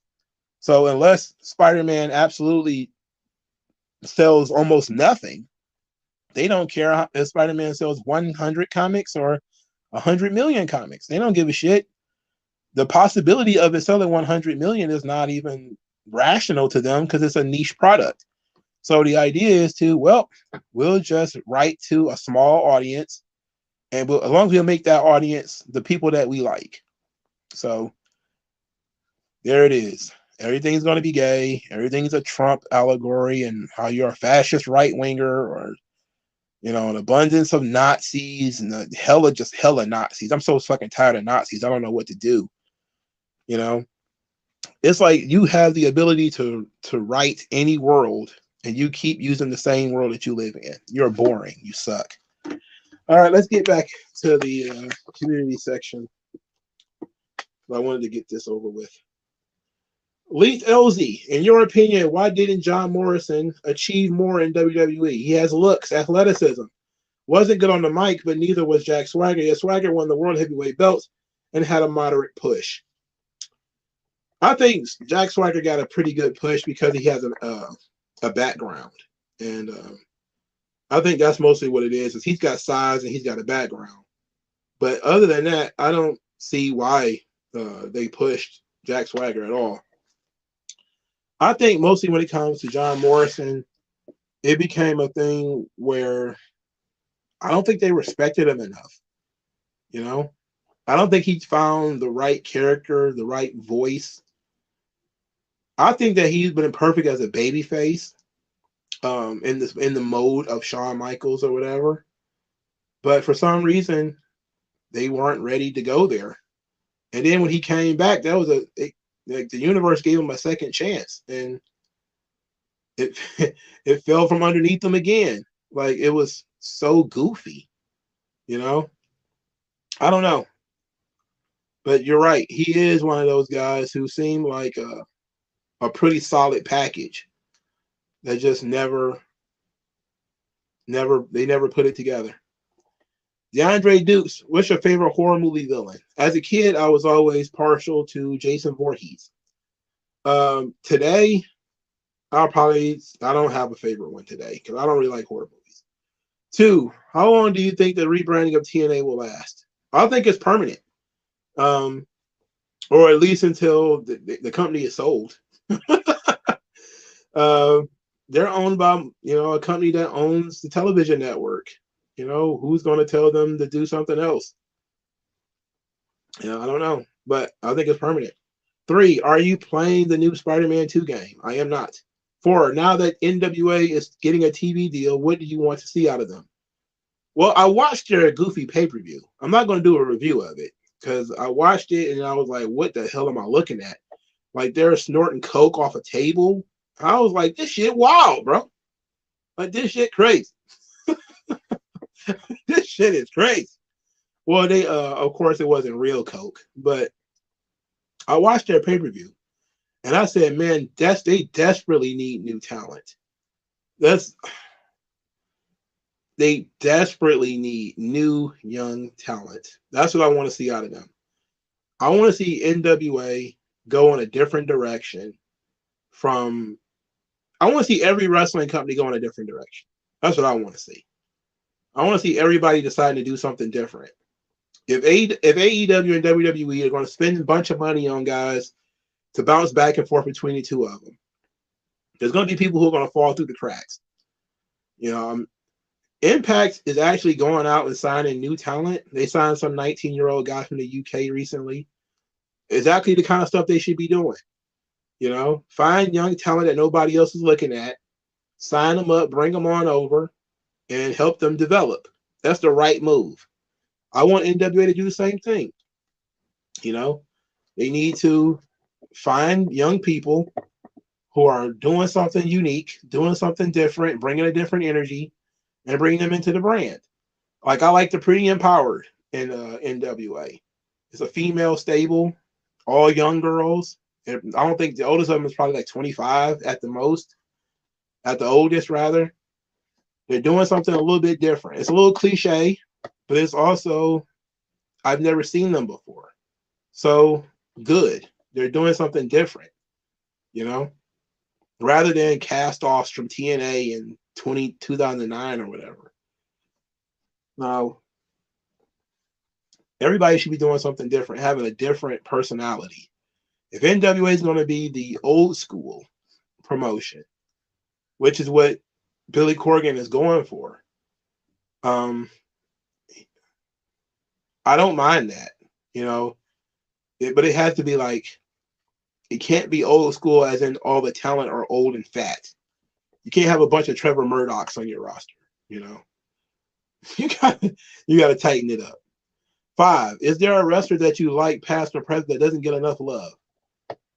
Well, there's quite a few, I think, that don't get enough love. You know, but I think that would be in the underrated boat. And I think we've talked about them a lot.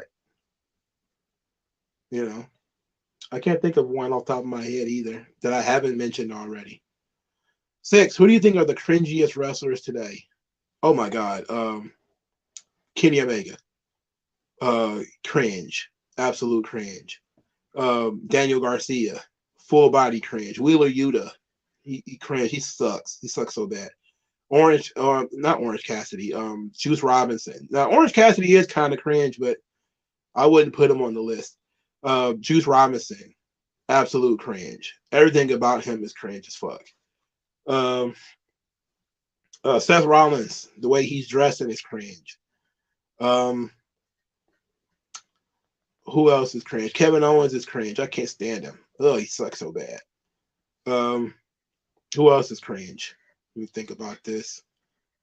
Nia Jax is cringe, especially her promo skills, cringe. Zoe Stark, super cringe. So there's a lot. NXT is full of a bunch of cringe. A lot of those talent are very young, but quite a few of them are cringe. But at least they're young and they got a chance to work out of it.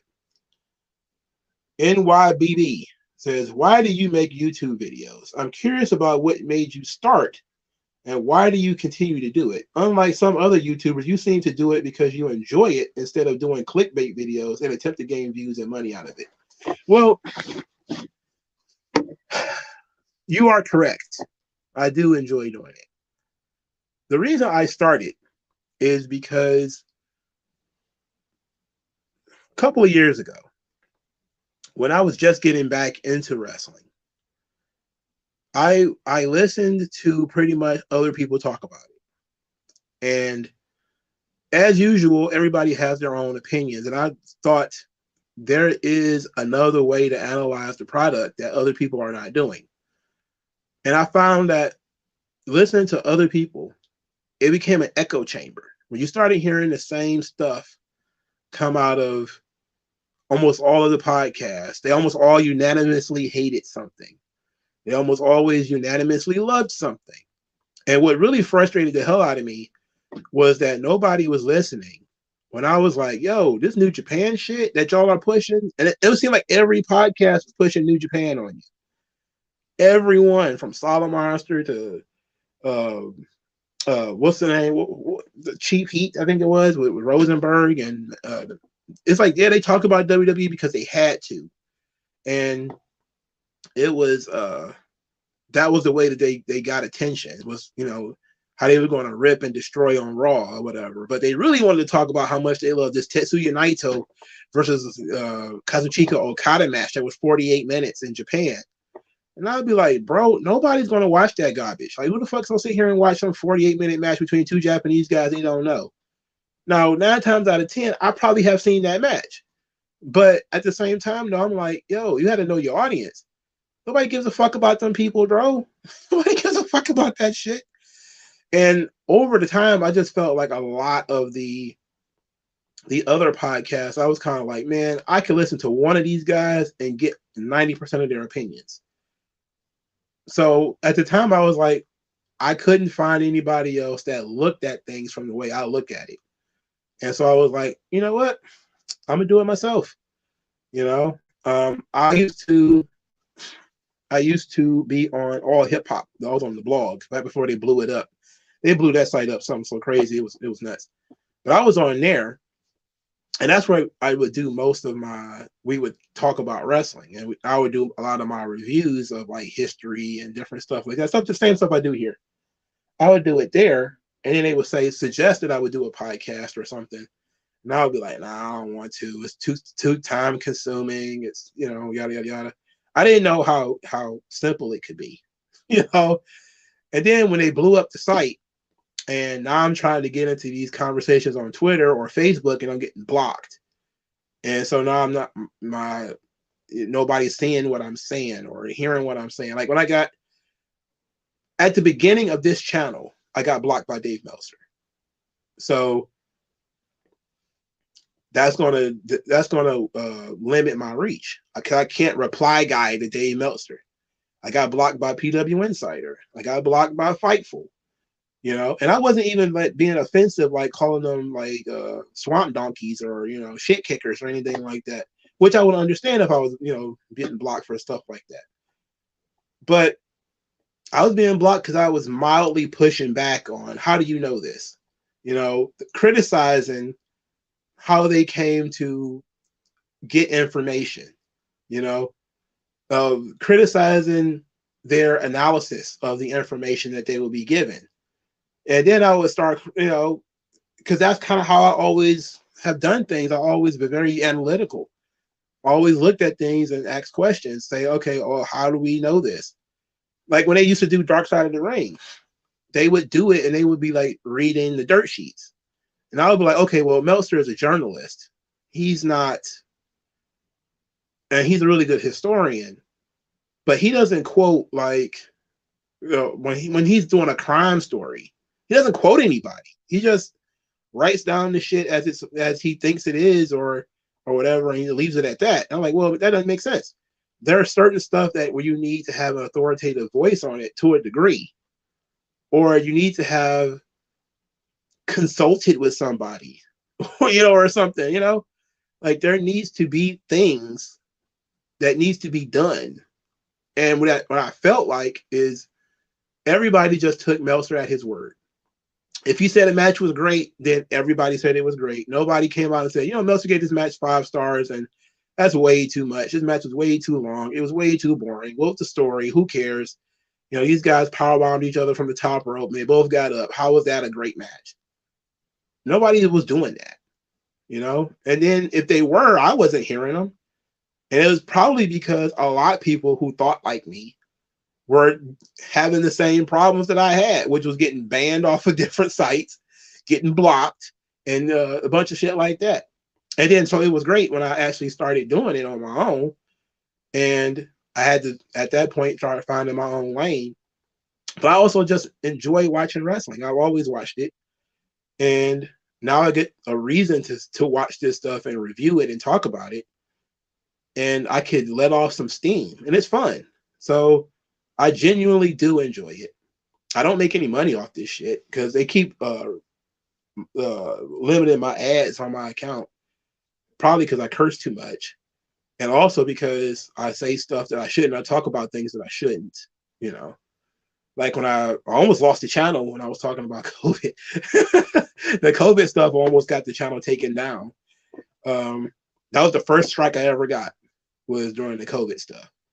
But the way I talk about like gay issues or labor unions and all this kind of stuff, it's I think different than how other people approach it. Because I was like, you listen to a lot of other wrestling fans, they're all marks, and they're all like leftist marks. I'm a libertarian. I look at things differently. I approach subjects differently. I'm not automatically, oh my God, my poor talent. Like, you know, the whole thing with MLW, you know, and Hammerstone asking for his release. And everybody's like, oh no. I said the same thing. I was like, oh shit, you guys gonna be under contract for another 2 years? That sucks.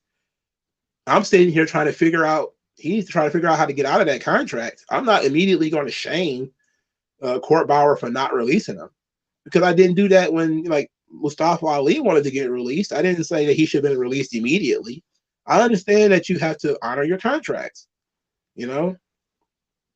Now, why you would sign a contract that would have you stretch that far, I don't know. You know, again, things change. What MLW was when he signed the contract versus what MLW is now is probably two different things. I don't know. But there was not a lot of people who had my thought process or even engaged in nuance. And that was one of the reasons why I started the channel. And I felt like not just because there needs to be a different voice or getting my own voice out there. It's not just about me.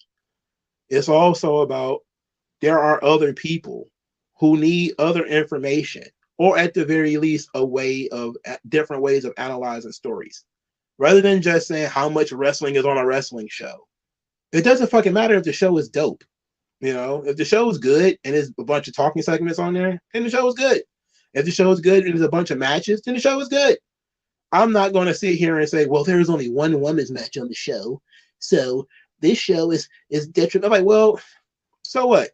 There's only one women's match, but there's a bunch of women's talking segments where the women's characters furthered at all on the show, you know, where their storyline touched on the show. There's a lot of different things. You don't have to have every show written the exact same way. If you want to have, like, you know, the Halloween Havoc show that passed, it had like 5 women's matches on it. I didn't bitch about that because each women's match had a reason to exist, you know?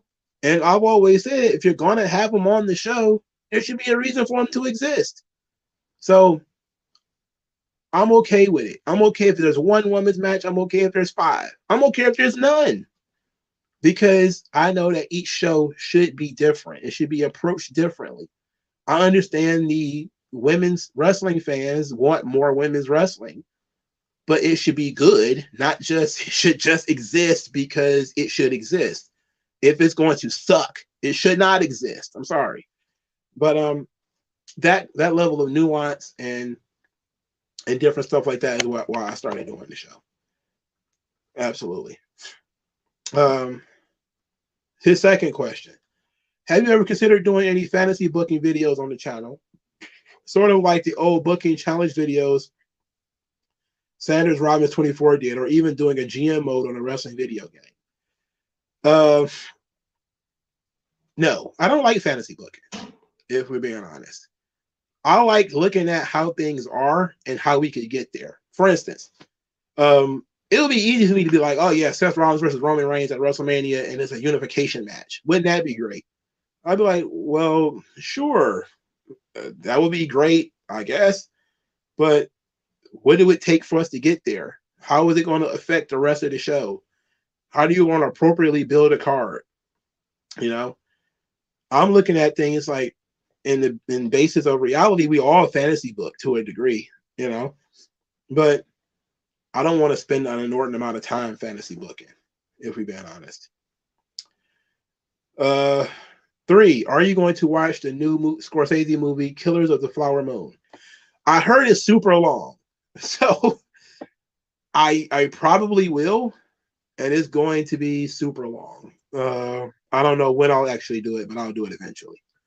4, do you have any regrets? Is there something you wish you knew in your 20s that you know? No. Absolutely. I wish I had worked harder in college to avoid student loan debt. That's definitely one of the things I should have done. And I also probably should have stayed in high school. And then I wouldn't have been 25 going to college. But I think part of that is what makes you who you are. I have a lot of regrets. But your regrets and making better decisions is how you become who you are. If I had stayed in high school and graduated when I was supposed to, and then went to college when I was supposed to, you know, who knows where I would be today? Who knows what kind of person I would be today? But I don't think I would have the work ethic that I have today. I don't think I would have the mentality that I have today. And I like who I am today. So I don't really think too much about, oh no, if I'd have zigged when I should have zagged, what would have happened? You know, what would have happened if I'd have sent that text to that girl, if I would have called her on the phone? If I'd have went over there and talked to her, what would have happened? Who knows? I don't have time to think about what would have happened. But I had a good reason for doing the shit that I did do. You know? Like when I chose not to work full time when I was in college. And that was because I was basically a remedial student and I needed to spend an inordinate amount of time studying. So I was like, shit, I got to catch up to all these people who went to college. I mean, who went to, you know, high school and, you know, read more than one book in their life. And then I realized, oh shit, these kids can't read. They can't do math. You know, they're the remedial ones. But, you know, that's just kind of how life is, you know. 5, how do you feel about the red pill manosphere channels on social media? Why are they so popular? Well, because a lot of them are, part of it is a spinoff of the anti-feminist movement. They attack feminism. Like you listed Pearly Things and Fresh and Fit and Andrew Tate. A lot of them, they just attack feminism. And there's a lot of men who are still on that 2016, as long as you're shitting on feminists, they'll listen. And a lot of them are, they legitimately, people feel like they're trying to help men, and usually it's trying to teach men how to interact with women in this new sexual economy that they have. I don't necessarily care for the red pill. I've never necessarily cared for the red pill, mainly because it's a lot of dude bros who have good genetics and have charisma, telling people who don't have good genetics and charisma, just go to the gym, bro. Just be cool and confident, bro. Like, well, if I could be you, motherfucker, I would just be you, right? Like, I can't be you. That's not good advice. Like, good advice is not telling people, just be like me, bro. I'm jacked, bro. I'm rich. Just be like me. Like, that doesn't work. That's not going to work for me. You know, being like you is not going to work for me. And I don't like that level of advice. It's stupid, you know? And it's trying to teach people, just follow me, bro. And I don't like that. Or just blaming women for everything. I also didn't like that, which is why I kind of gravitated a little bit more towards the MGTOW thing. Because I was like, they were talking about legitimate issues, like, you know, the family law system. And there was a lot of divorced dads and stuff like that. And they were talking about how their lives got destroyed, how their kids got taken away. And I was like, this is like a real community that's talking about real stuff. And then over time, I was kind of like, yeah, but it's kind of defeatist.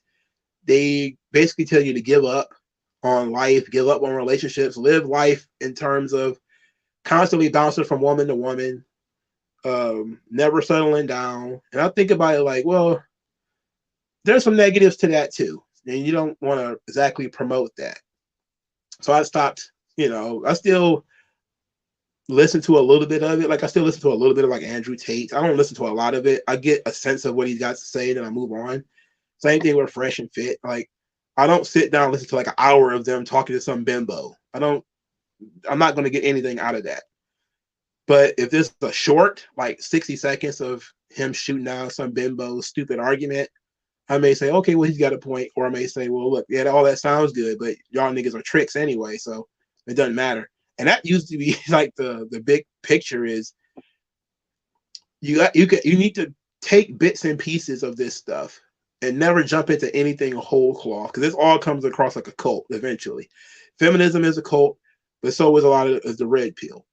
You have to take bits and pieces of it that work for you and figure out how to make it like a Rubik's Cube. You take, you know, you got your reds, your yellows, your blues, your greens, etc., and you twist it until you make it work for you.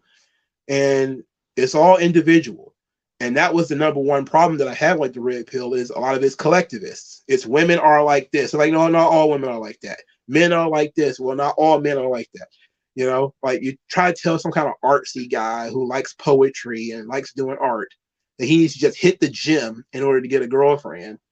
And it's like, well, that's not his personality. You know, like his personality is not going to be the guy who goes and spends 6 hours in the gym. He's not going to do that, you know? So you're not helping him.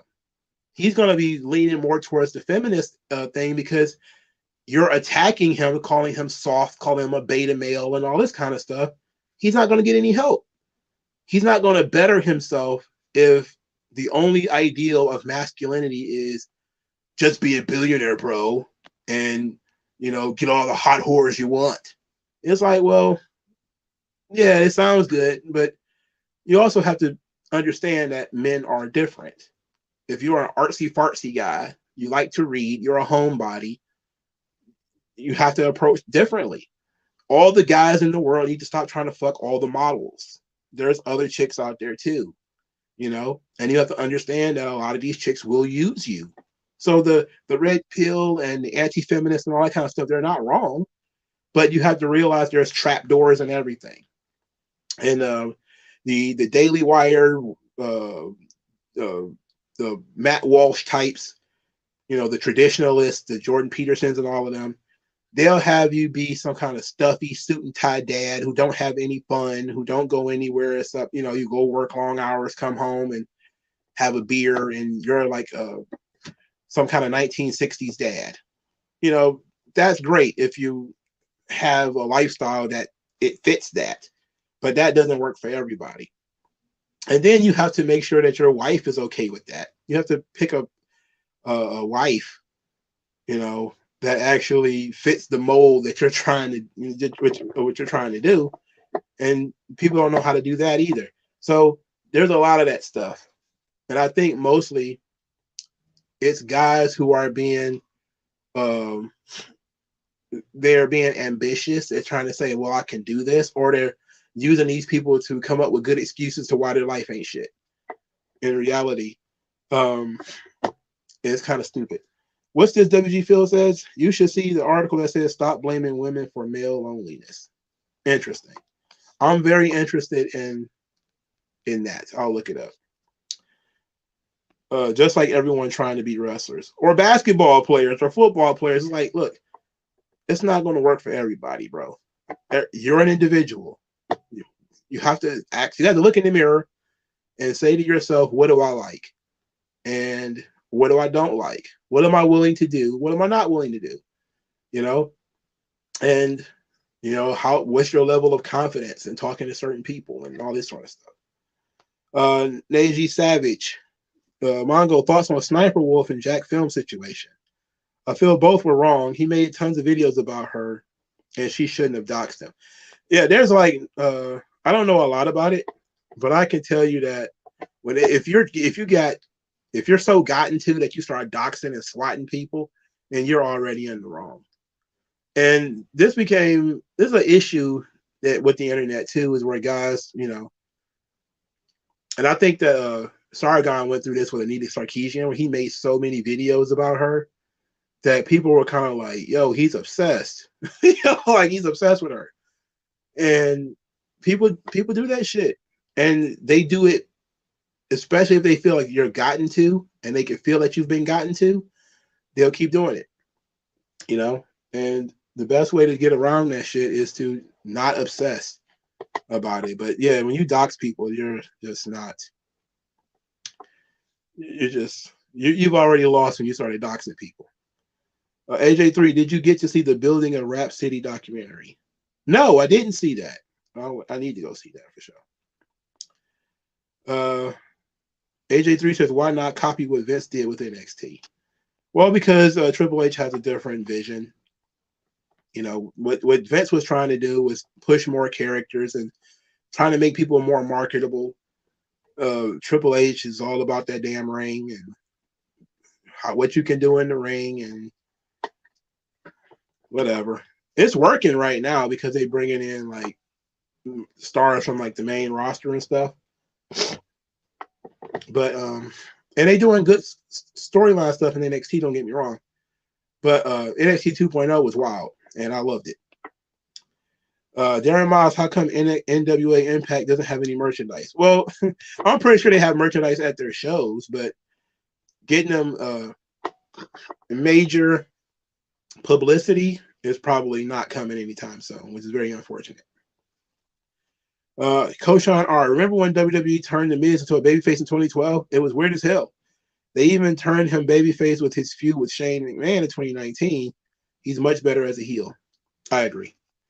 Marvel and DC have been using the same writers for the last decade who push the same agenda. Yeah, they're just trying to hide them. But they'll let this guy run Daredevil into the ground, and then he'll jump on Spider-Man.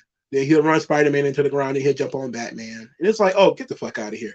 It's the same people over and over again. And they keep renumbering it and saying, oh, something new is going to be brought.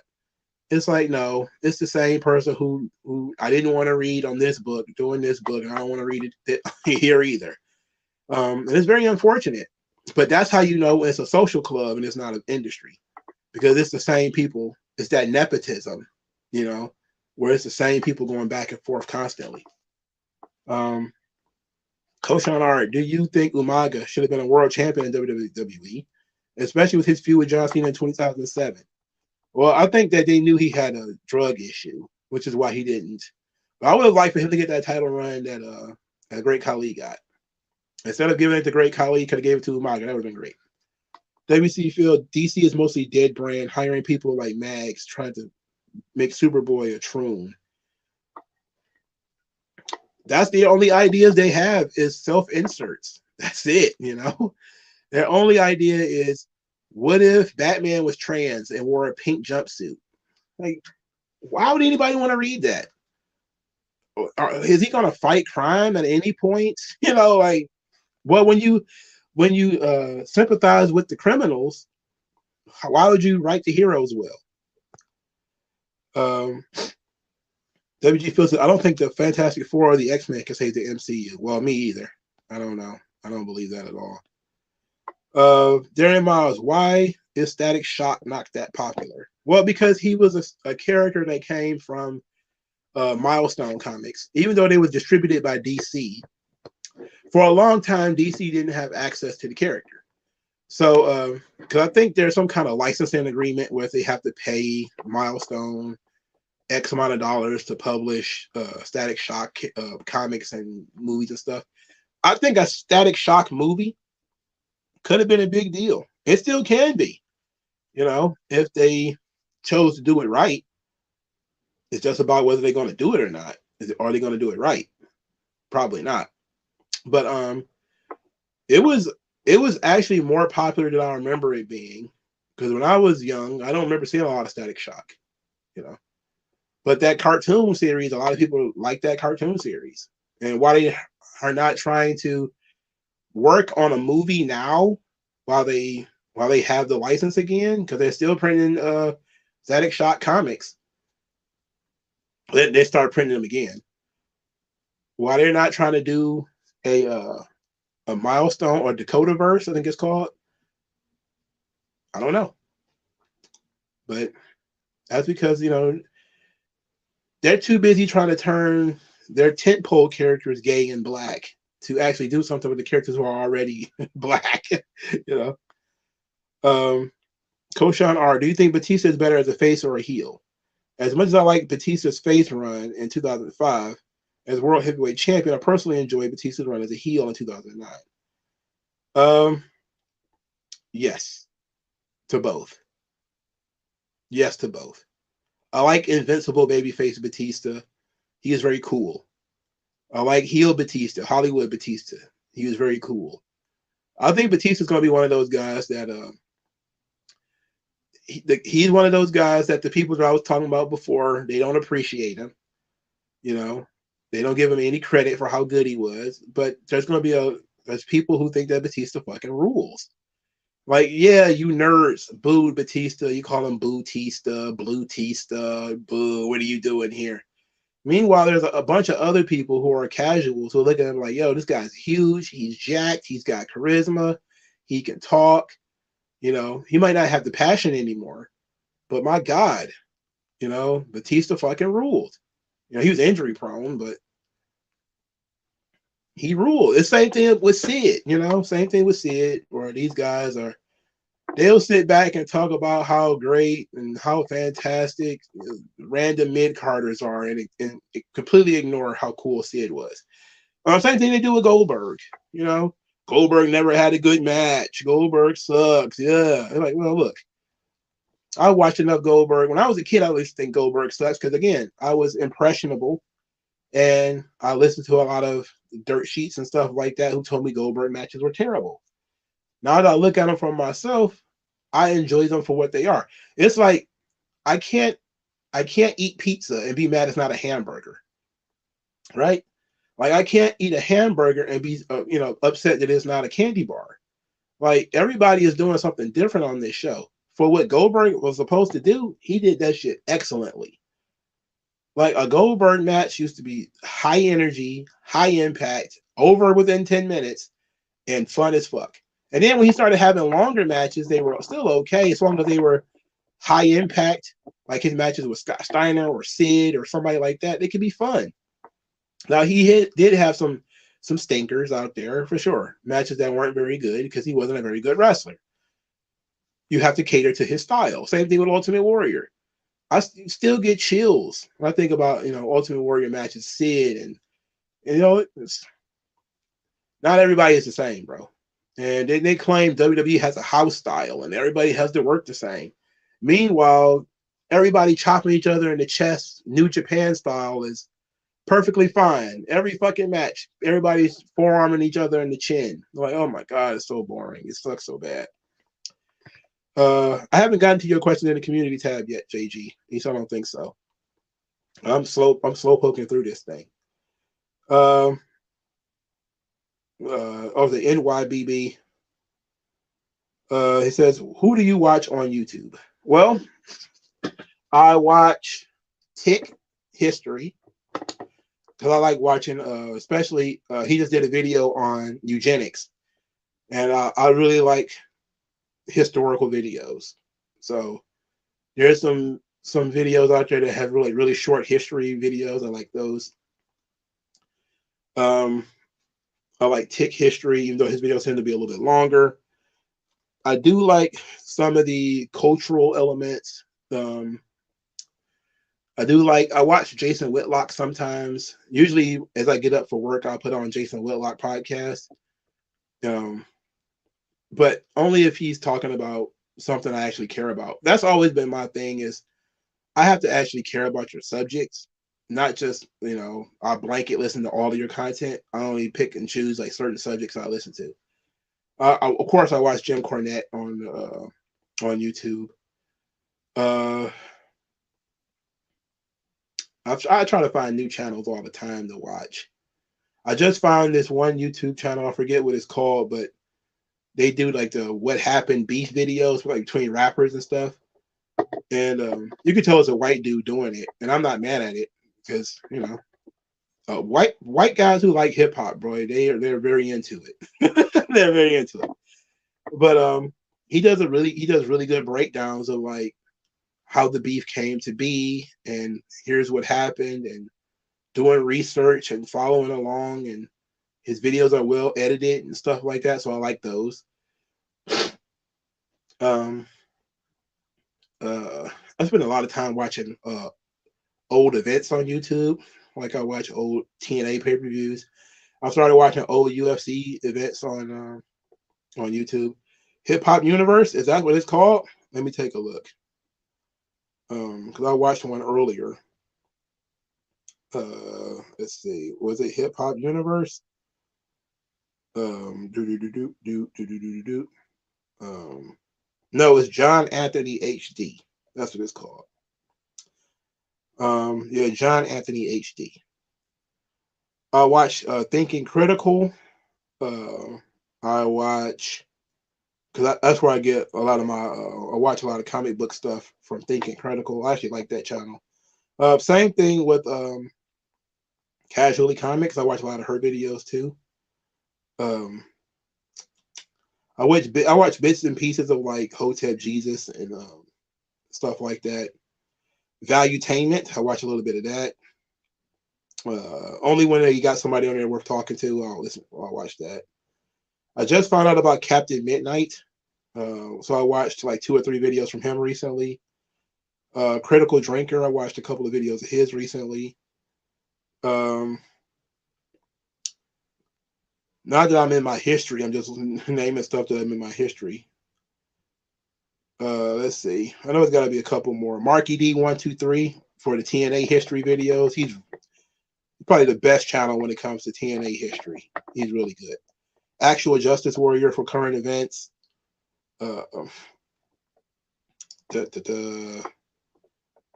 So I watch Maven. I don't watch all of his videos, but I watch quite a few of them. Wrestling Soup, because I don't listen to podcasts like in a traditional sense. Even though I used to. I love podcasts like Hardcore History and what's the other one that I like? It's Hardcore History and it's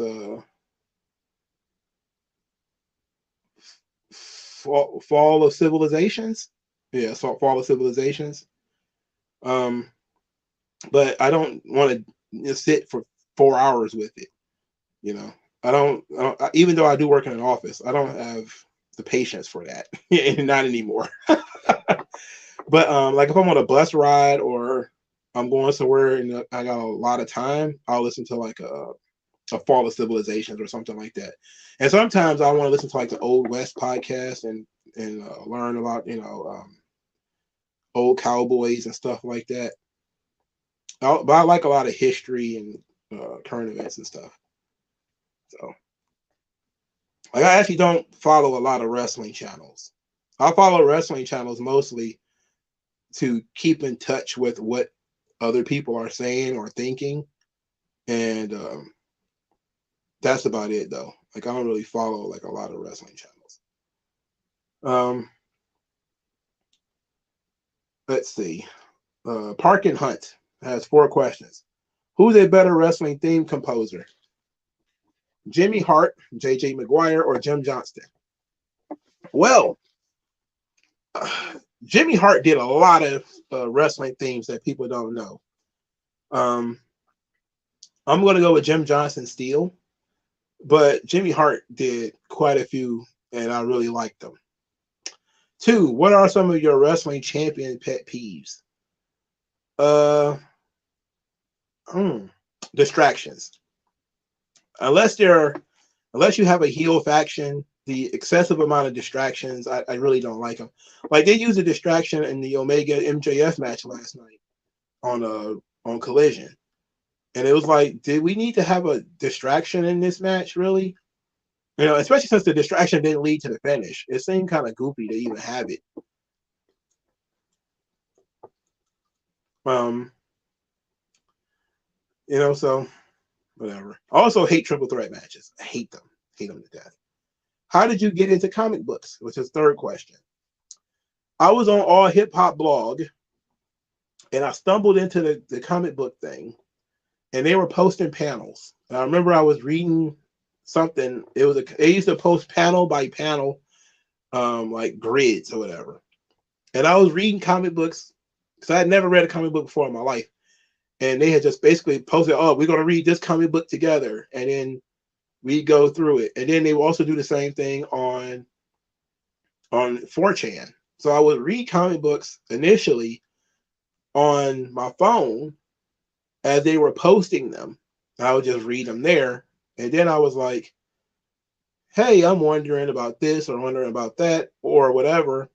I just walked into a comic book shop one day and started buying like back issues. You know, the $1 issues. I walked out with like 15, 20 of them.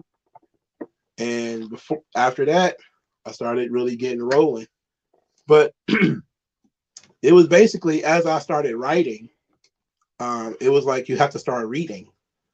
And then I was like, yeah, I have to read more. And so I started reading a bunch of books. Then I started reading a bunch of fiction books. Then I started reading comics. And then I started remembering like, oh, everything's a story essentially. And then it just kind of blossomed from there. But again, I was broke as fuck as a kid, so I didn't have access to comic books. 4, how did you get into manga and anime? Well, I was always into anime because anime was a big thing in the 90s. I remember going to Blockbuster and we first seen Akira and Princess Mononoke, and also for Ninja Scroll.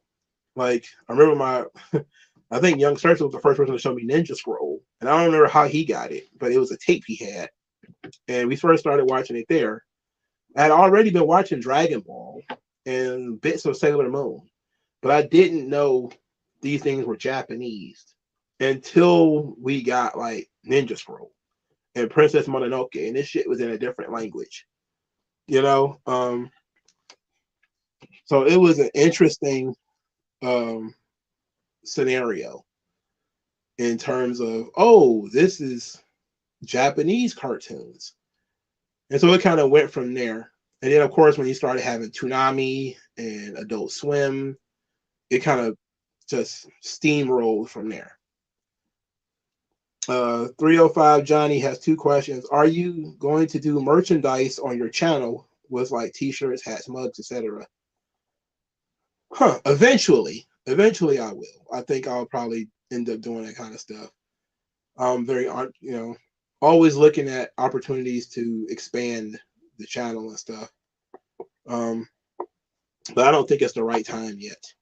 You know, like I think I launched a Subscribe Star far too early, and now nobody even asked about it, and I stopped talking about it. I've had that thing up for like a year, and I don't think anybody even looked at it. 2, has any of your friends tried to get you into horror movies, skating, paintball, and others? Yeah, my girlfriend likes horror movies. She tried to get me to watch horror films, but she likes she has she grew up very sheltered, so she tried to get me to watch like horror movies that she liked as a kid.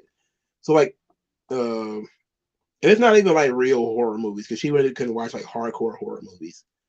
So she tried to get me to watch like Vampire in Brooklyn last weekend, and I had never seen Vampire in Brooklyn before in my life.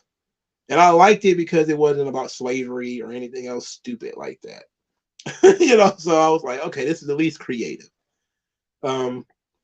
But pretty much anytime somebody tries to get me to watch horror movies, it's usually the same kind of shit that I've already tried watching and didn't like. Paintball and stuff like that, yeah, maybe. JG says one has 2 questions. One match type do you hate the most? Triple threat matches, fatal 4-way matches. I hate those things. And I hate that they're not elimination. And it's not because I think that's the right way to do things.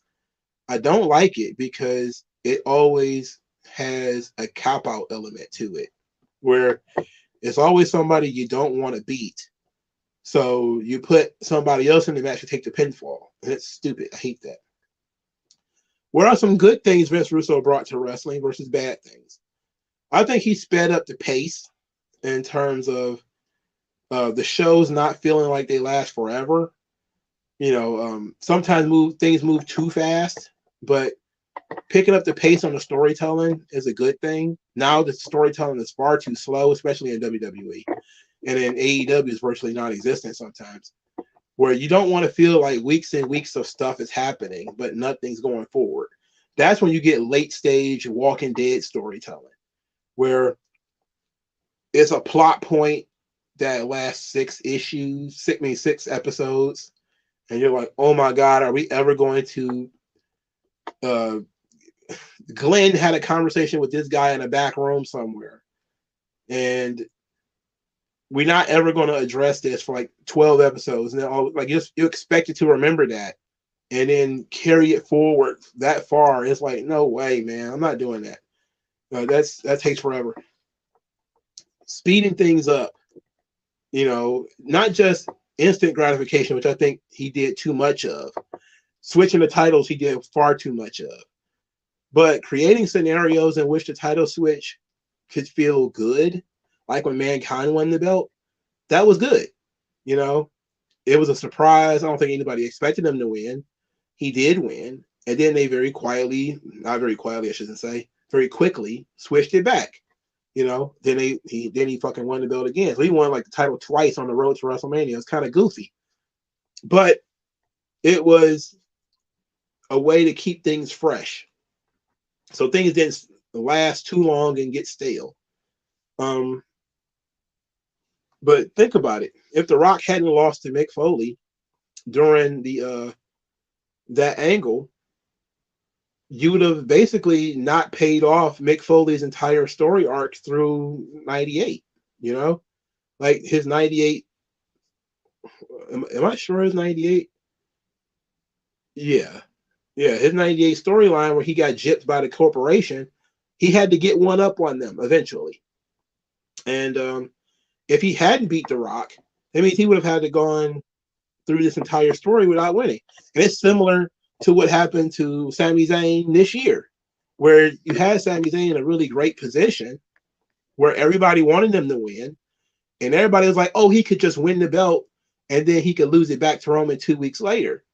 And they would have done that in like 99 or 2000. They probably would have done that. But today, they didn't do it.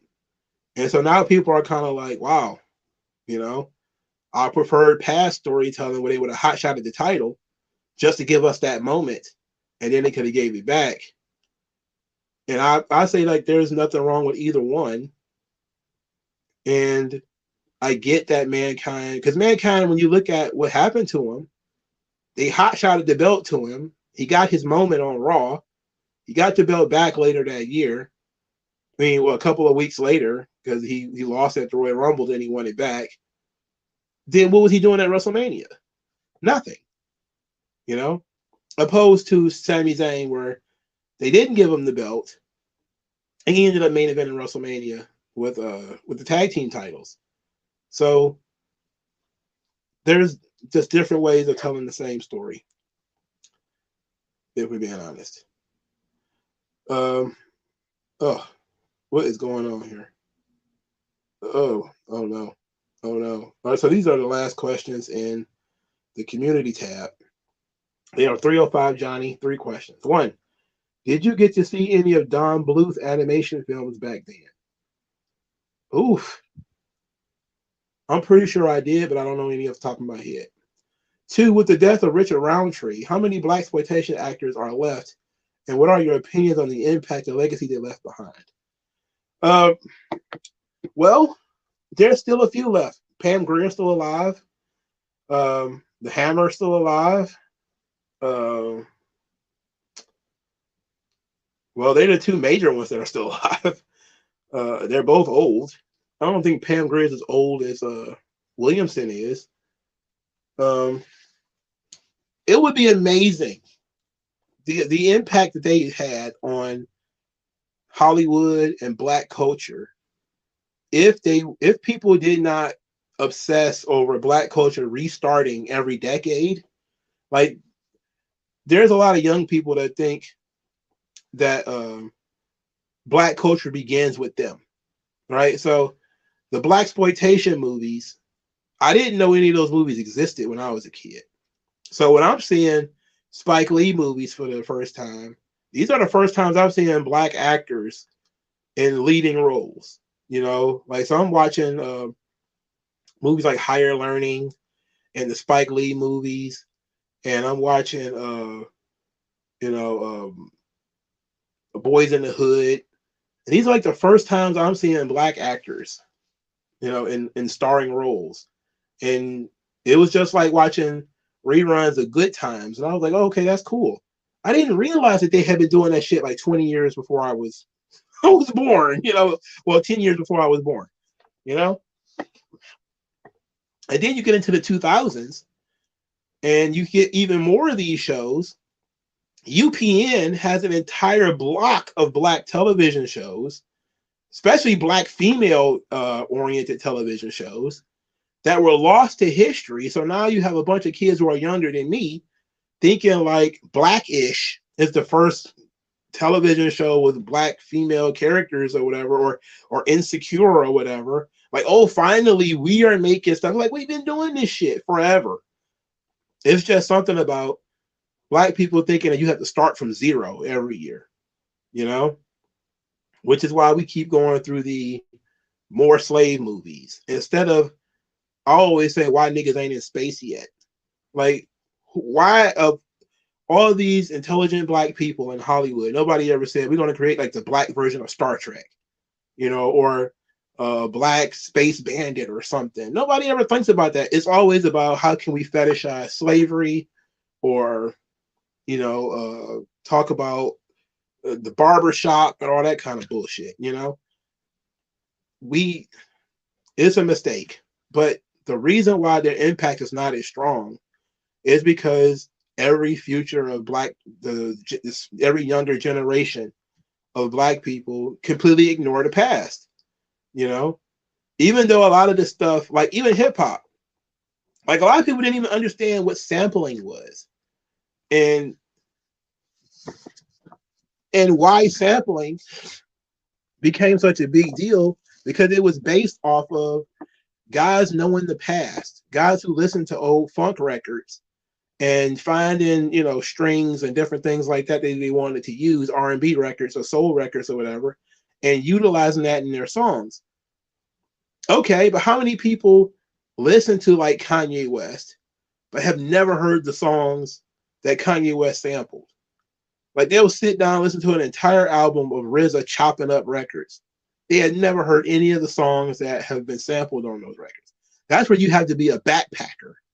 You get called a backpacker if you actually look up a sample and listen to the original song, you know? And they've been doing this forever, you know? Shaft is the only one they've allowed to move into the next generation of all of those blaxploitation movies, you know? And then Black Dynamite, which is a parody of the blaxploitation movies. And then Jackie Brown, which was Quentin Tarantino, who loved blaxploitation movies. He did his own basically version of blaxploitation movie, which is Jackie Brown. And you don't see any other actors trying to do that. Actors or writers or directors. And they always like, well, they're trying to steal our stuff. It's like, well, what do you think happens if you keep leaving shit just out there, and then all of a sudden you don't care about it because it's old? Okay, so then guess what? Certain people who are going to look at it are going to pick it up and start doing stuff with it. You know, like white people started dominating jazz partially because a lot of people abandoned jazz. You know, a lot of black people abandoned jazz music. They're like, oh, black people created jazz. Like, okay, what's your favorite jazz records? Oh, you don't listen to jazz. So why do you care that white people dominate the jazz records? You don't care. You don't listen to jazz. You know, black people created rock and roll. Oh, really? When was the last time you listened to a black band? You know, when was the last time you sat down and listened to like Little Richard or somebody like that? You don't. And most of us don't. And so it's like you abandon shit, and then you feel like you have to start from zero all over again. And black film and black television keeps getting thrown in the dumpster. And it's really frustrating because it's not necessary. We've done a lot of stuff, you know, in terms of, you know, black culture in the United States. And yet we keep pushing rewind and going back and getting stuck in the same ruts over and over and over again. You know, as terrible as that TV show was, at least Homeboys in Outer Space existed. I can't imagine it existing now. Even though that, you know, you got this guy making these black horror movies, quote unquote, that's all based on conspiracy theories. Like, you know, they cloned Tyrone or Get Out. It's still based off of modern racial bullshit. It's not forward thinking. It's all based off of this is some shit that happened in the past, or this is what we think happened in the past. You know, Gucci Man is a clone, so they make a movie called They Clone Tyrone. Like, okay. All right. If you say so, bro. It's just goofy. It's goofy. But I wish things weren't that way. Oh my God. I wish this thing would stop doing what it's doing. All right. I think this is the last one from the community tab. Have you ever dreamed about being an attorney or a counselor? So many people have told me to be a lawyer that honestly, I'm starting to think that it probably should have been what I should have done. A lot of people have said I should have been an attorney because I'm very argumentative and I nitpick things, and you know, I try to be technical about things. And I considered it when I was in college. I took a couple of law classes because I wanted to be an attorney, but then I couldn't find a really good law school that I wanted to go to, and so I was like, nah, I'm not going to do it. Now it's still not too late, you know. It's never too late to go into law school, but I didn't know what kind of lawyer I wanted to be anyway. You know, I didn't know what kind of law I would want to pursue. But now I work with like mental health attorneys, and it's an interesting field, and I definitely will want to get into that field. And I'll consider it for sure. All right, let's see what you guys got here. They'll make a black Final Destination. Yeah, see, another thing that I don't like, because they just try to make black versions of white shit that already exists. Like, you know, be creative. Like, they always say, like, you know, we're just going to create something. It's basically just a black version of some white shit that already exists. Why be second best at anything? I hate that Black Americans feel like we have to be the annoying little brother or the annoying little sister of white people. We don't need to do that. Create your own shit. We can do our own stuff. MLW released Lance and Juicy, new Bloodline members. I hope not. Because I know Zilla Fatu, he left, what's the name? They should just get together and do basically a bloodline of their own on the independents and build up a name for themselves rather than trying to come to WWE. Look, we're almost at the end of this bloodline story. We ain't got time to be adding green motherfuckers into it. Right? We ain't got that. Solo is already still kind of green. We ain't got time to be, adding everybody's little cousin to this shit. Maybe later. But they should just hook up and do like a bloodline gimmick on the independents, That's what I would do personally. I wouldn't even try to get into NXT. I would just call my cousins and be like, look, he's gonna do basically a bloodline on the independents. WWE has a bloodline, we're gonna do the bloodline too. You'll call it something a little bit different. But it's gonna be, essentially the same thing. All cousins, all related, Why not? Mankind versus Big Show. Yeah, that's nothing though. They fought to see who was going to be the referee of the main event. This guy was just a world champion. Now he's fighting to be a referee. It's stupid. It's stupid. That was a waste of time. My God. We was better off investing in something else for him. WG Phil says, I stopped listening to AJW because he doesn't seem to like black people. Like thinking the kid who got punched was done by a black person instead of Emmett Till assaulted the white girl. Now here's the thing. I do understand that element. The Emmett Till story is something that I'm very interested in it because we've all been told a certain story about Emmett Till. And the reason why I watch channels like that is because they challenge those stories. I'll give you a good example. My entire adult life, up till maybe about 5 or 6 years ago, we were told about Matthew Shepard being beaten to death by homophobes outside of a gay bar or something like that. And this was used to push the LGBTQ community onto everybody. And I believed it. I was like, oh shit. I could definitely see, maybe he made a mistake. He thought, the wires got crossed. He tried to flirt with some guy and the guy got pissed and beat him up. Turns out Matthew Shepard was a completely phony story. The guy was selling meth and he got killed by some of the guys in a drug deal. It was a complete total bullshit story. And I'm just like, so Emmett Till could possibly be propaganda? Okay. It's possible. I haven't studied it enough to know what was going on and what happened.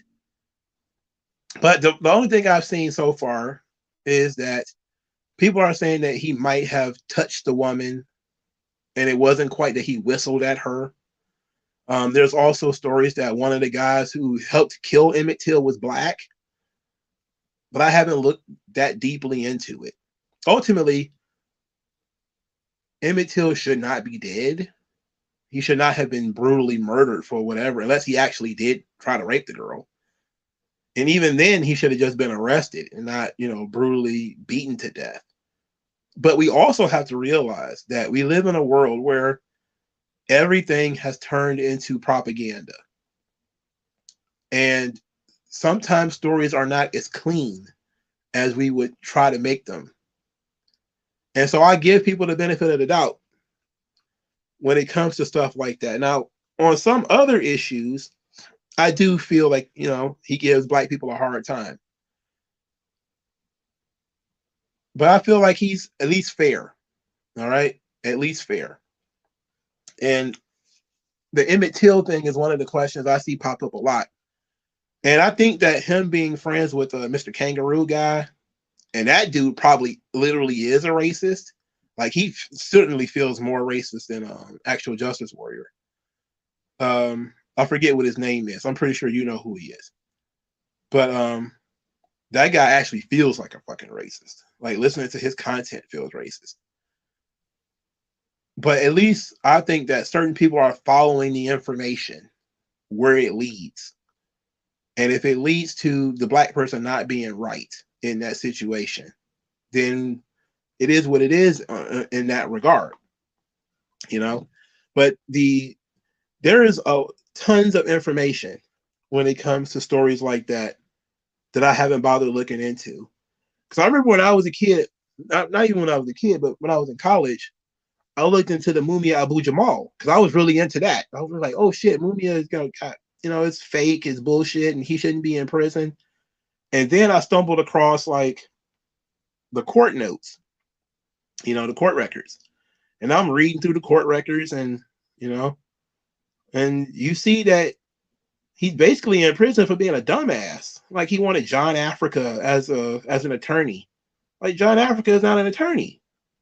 You know what I'm saying? Like, now it's true that he didn't have, I don't think his fingerprints were on the weapon. He had gunpowder on him, but that doesn't necessarily mean that he shot him.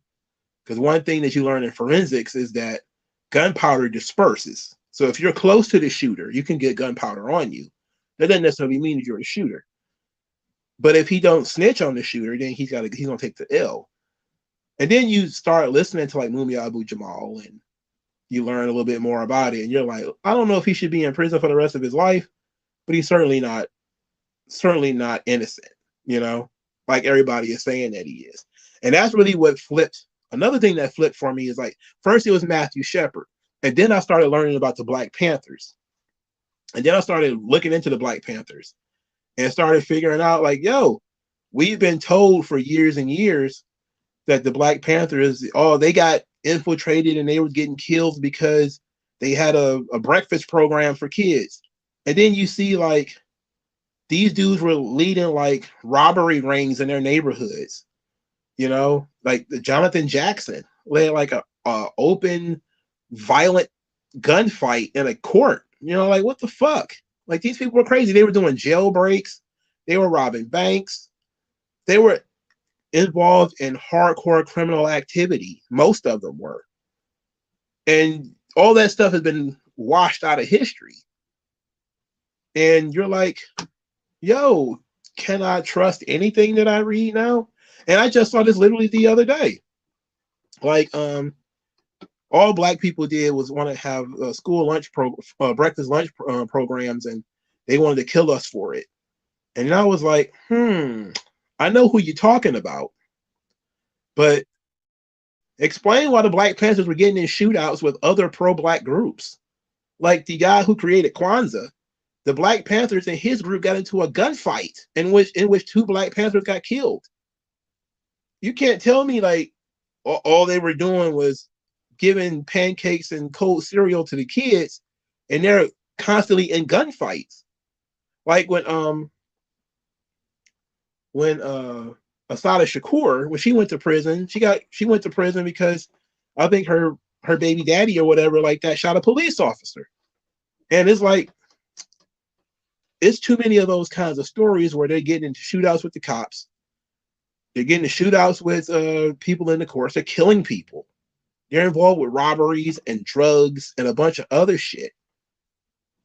And they're like, well, they used to protect the neighborhood. Like, well, yo, what the hell you mean they protected the neighborhoods? The same thing with the Crips, right? You hear that whitewashing all the time. The Crips used to protect the neighborhoods from the corrupt police officers. It's like, bro, do you know how many Black people Crips have killed over the years?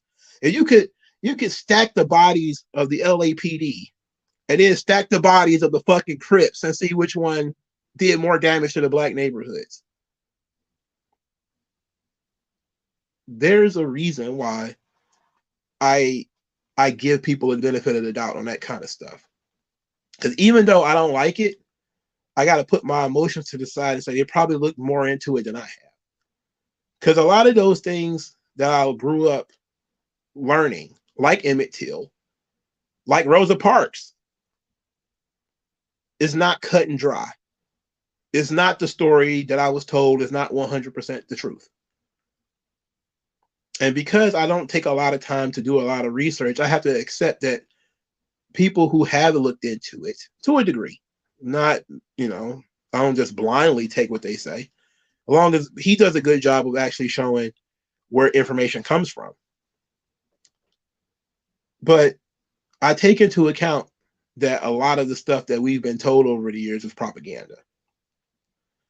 That people we were told were peaceful were not peaceful. People that we were told were good law-abiding Americans were not. People that we were told were not communists are. Like the NAACP. There's a lot of that kind of stuff that floats around out there. Motor Killer. He has a question. Do you think Matt Hardy and Edge rivalry on 2005 worked today? Yeah, I think it definitely works today. It's because it's a human universal. If somebody was to do a story today based off of a similar situation, like let's say Kip Sabian and Joey Janela were to do that story, even though we don't know what the real story is between the two of them, the three of them rather. But if they were to tell the story the way that Matt Lita and Edge told the story, people would get into it. People would be like, "Oh shit, guy stole his girlfriend! Oh my god," People would get into it because it still resonates. They wouldn't tell it the same way though, because today they'd be more concerned about calling a woman a whore in public, and how could you do that to her? Koshan R, do you think Alex Riley ever had potential in his career? Yes. I think he was given a lot of opportunities. He just couldn't punch through. This guy was with the Miz for a long time, and then he turned on the Miz. He went back to NXT. He had some potential, but I don't think that he was gonna be like a huge star or anything like that. Mongo, have you seen Tough Enough? I've seen every version of Tough Enough. And you know what? I think they're doing another version of Tough Enough too. They're going to do I think their WWE is doing a show on the NIL program, and it sounds like Tough Enough. That's what it sounds like. They've run that brand into the ground, the Tough Enough brand. They sound like they've ruined it. So they can't just say, we're going to bring back Tough Enough, because they've ruined the brand. And plus, a lot of those style of reality TV shows have kind of gone out of style. So they would have to create something different. And I don't know what it is they're about to do with these NIL kids, but they're about to try to make a reality TV show out of them. I'm sure of it.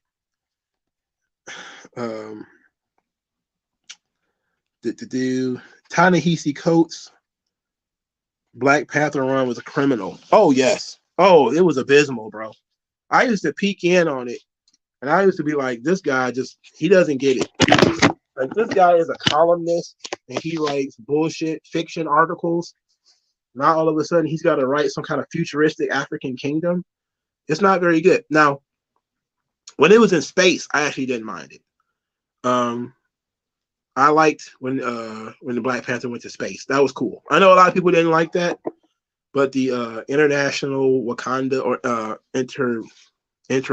interplanetary kingdom of Wakanda, I liked that. It was different, and different is good.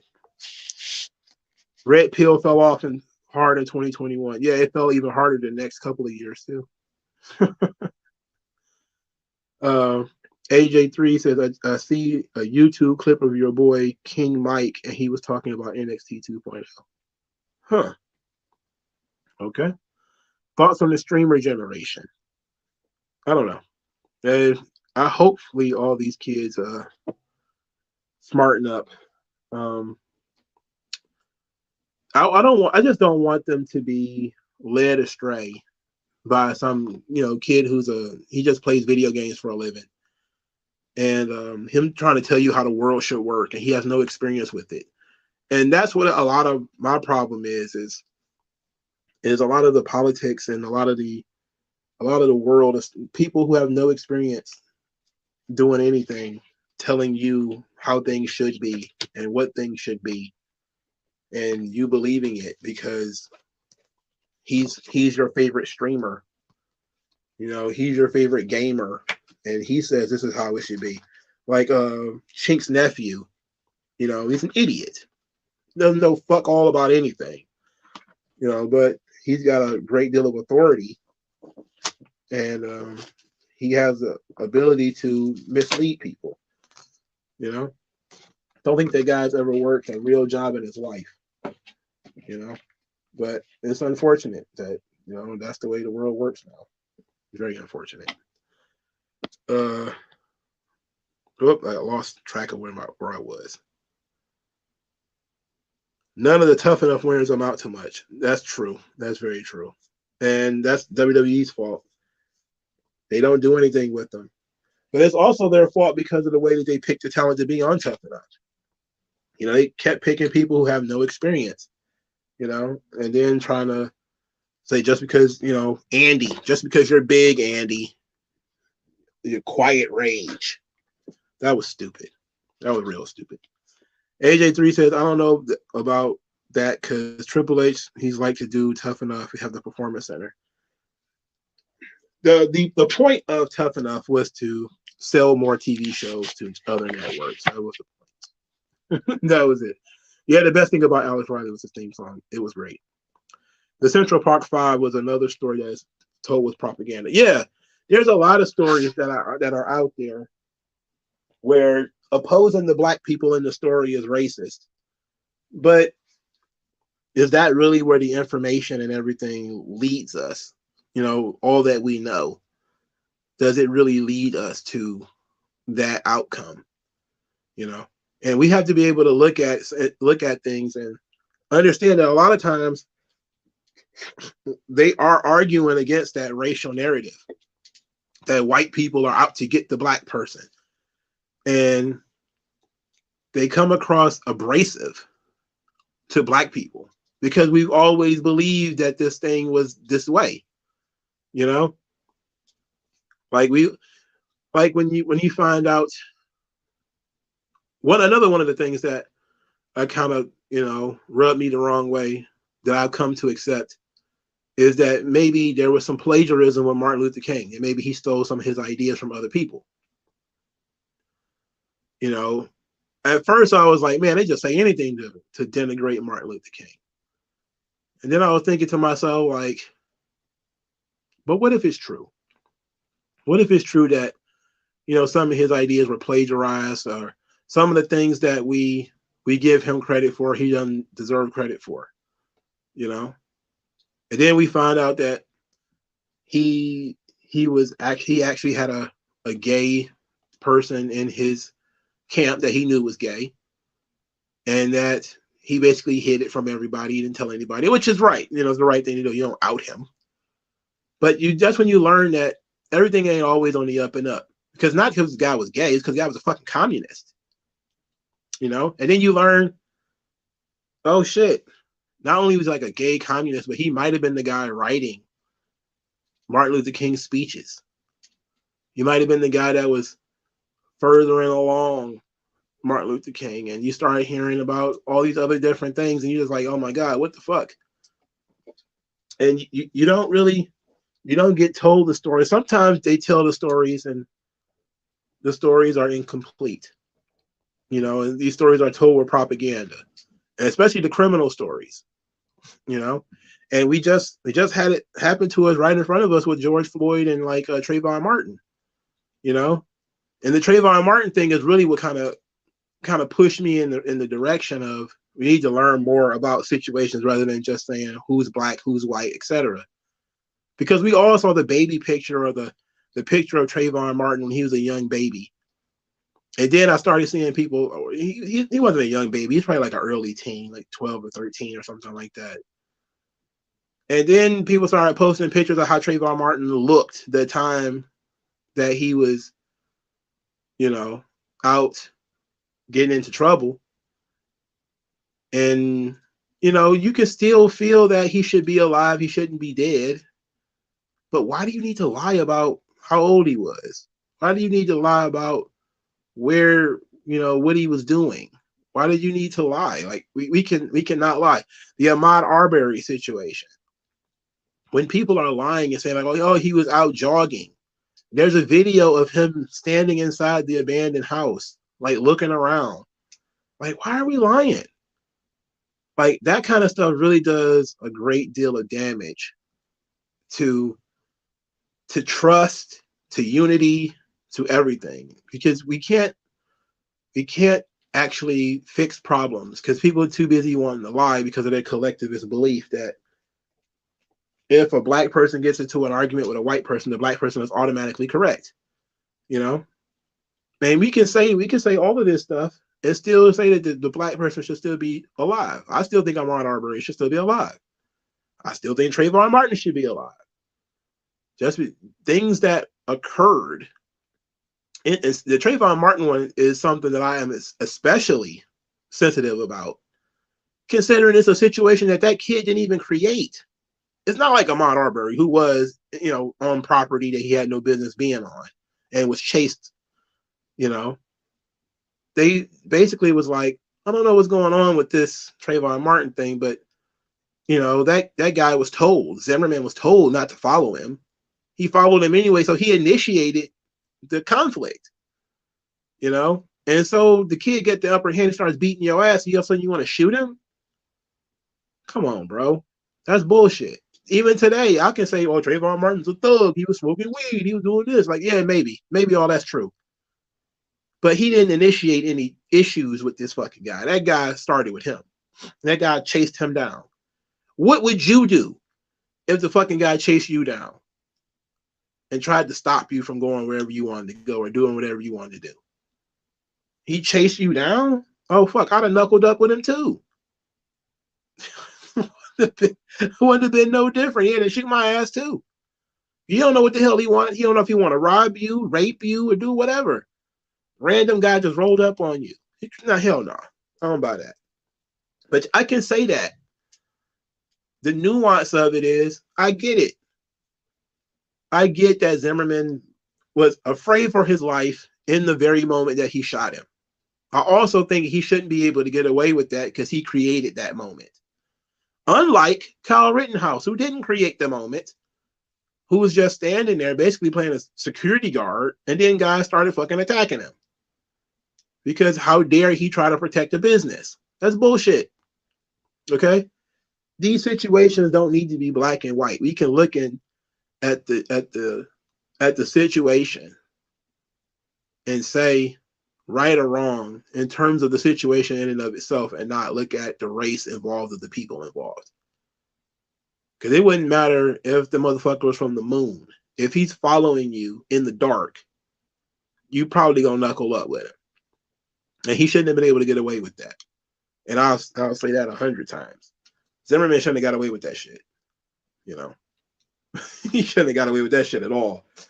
You initiate the situation, the motherfuckers told you to stay in your car. Not only did you follow him in your car, you got out of the car and tried to confront him. So that means you created this whole situation. You are the reason you got your ass beat. That was completely unfair to me. But I understood the law too. I understood the stand your ground statute. I'm not mad at it. I don't want it repealed.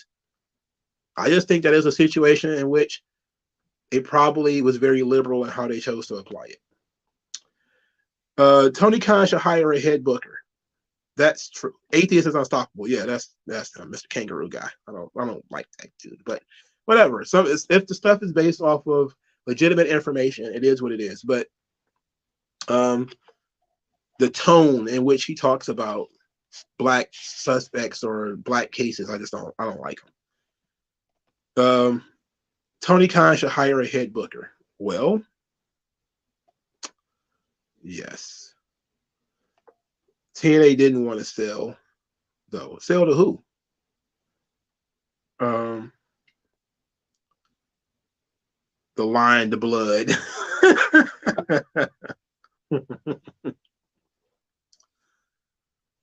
Did I ever hear about Abby, the film from the 70s, as a ripoff of The Exorcist? I probably have heard of it, but I don't know much about it. Best wrestling big men besides Undertaker and Kane. How much time do you want to spend on this thing? Bam Bam, Vader, it's just so many. Those two, of course, immediately jump out at me because those two guys fucking ruled. Sid, Batista, Goldberg. Just so many big guys in wrestling that were actually very good. A lot of people seem to like Earthquake. I come across a lot of people who like Earthquake. Young Andre was very good too. So Andre the Giant, absolutely. Just so many, a lot. Remember Victory Road between Jeff Hardy and Sting, where Jeff Hardy was intoxicated in the ring.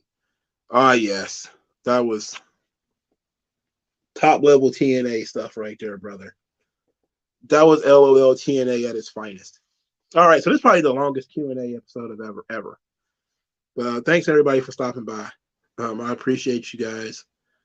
See you guys on the next go round, and I guess we'll be ready for Crown Jewel next week. We're probably going to end up doing a review, not a review, but predictions next Thursday. All right, talk to you guys later.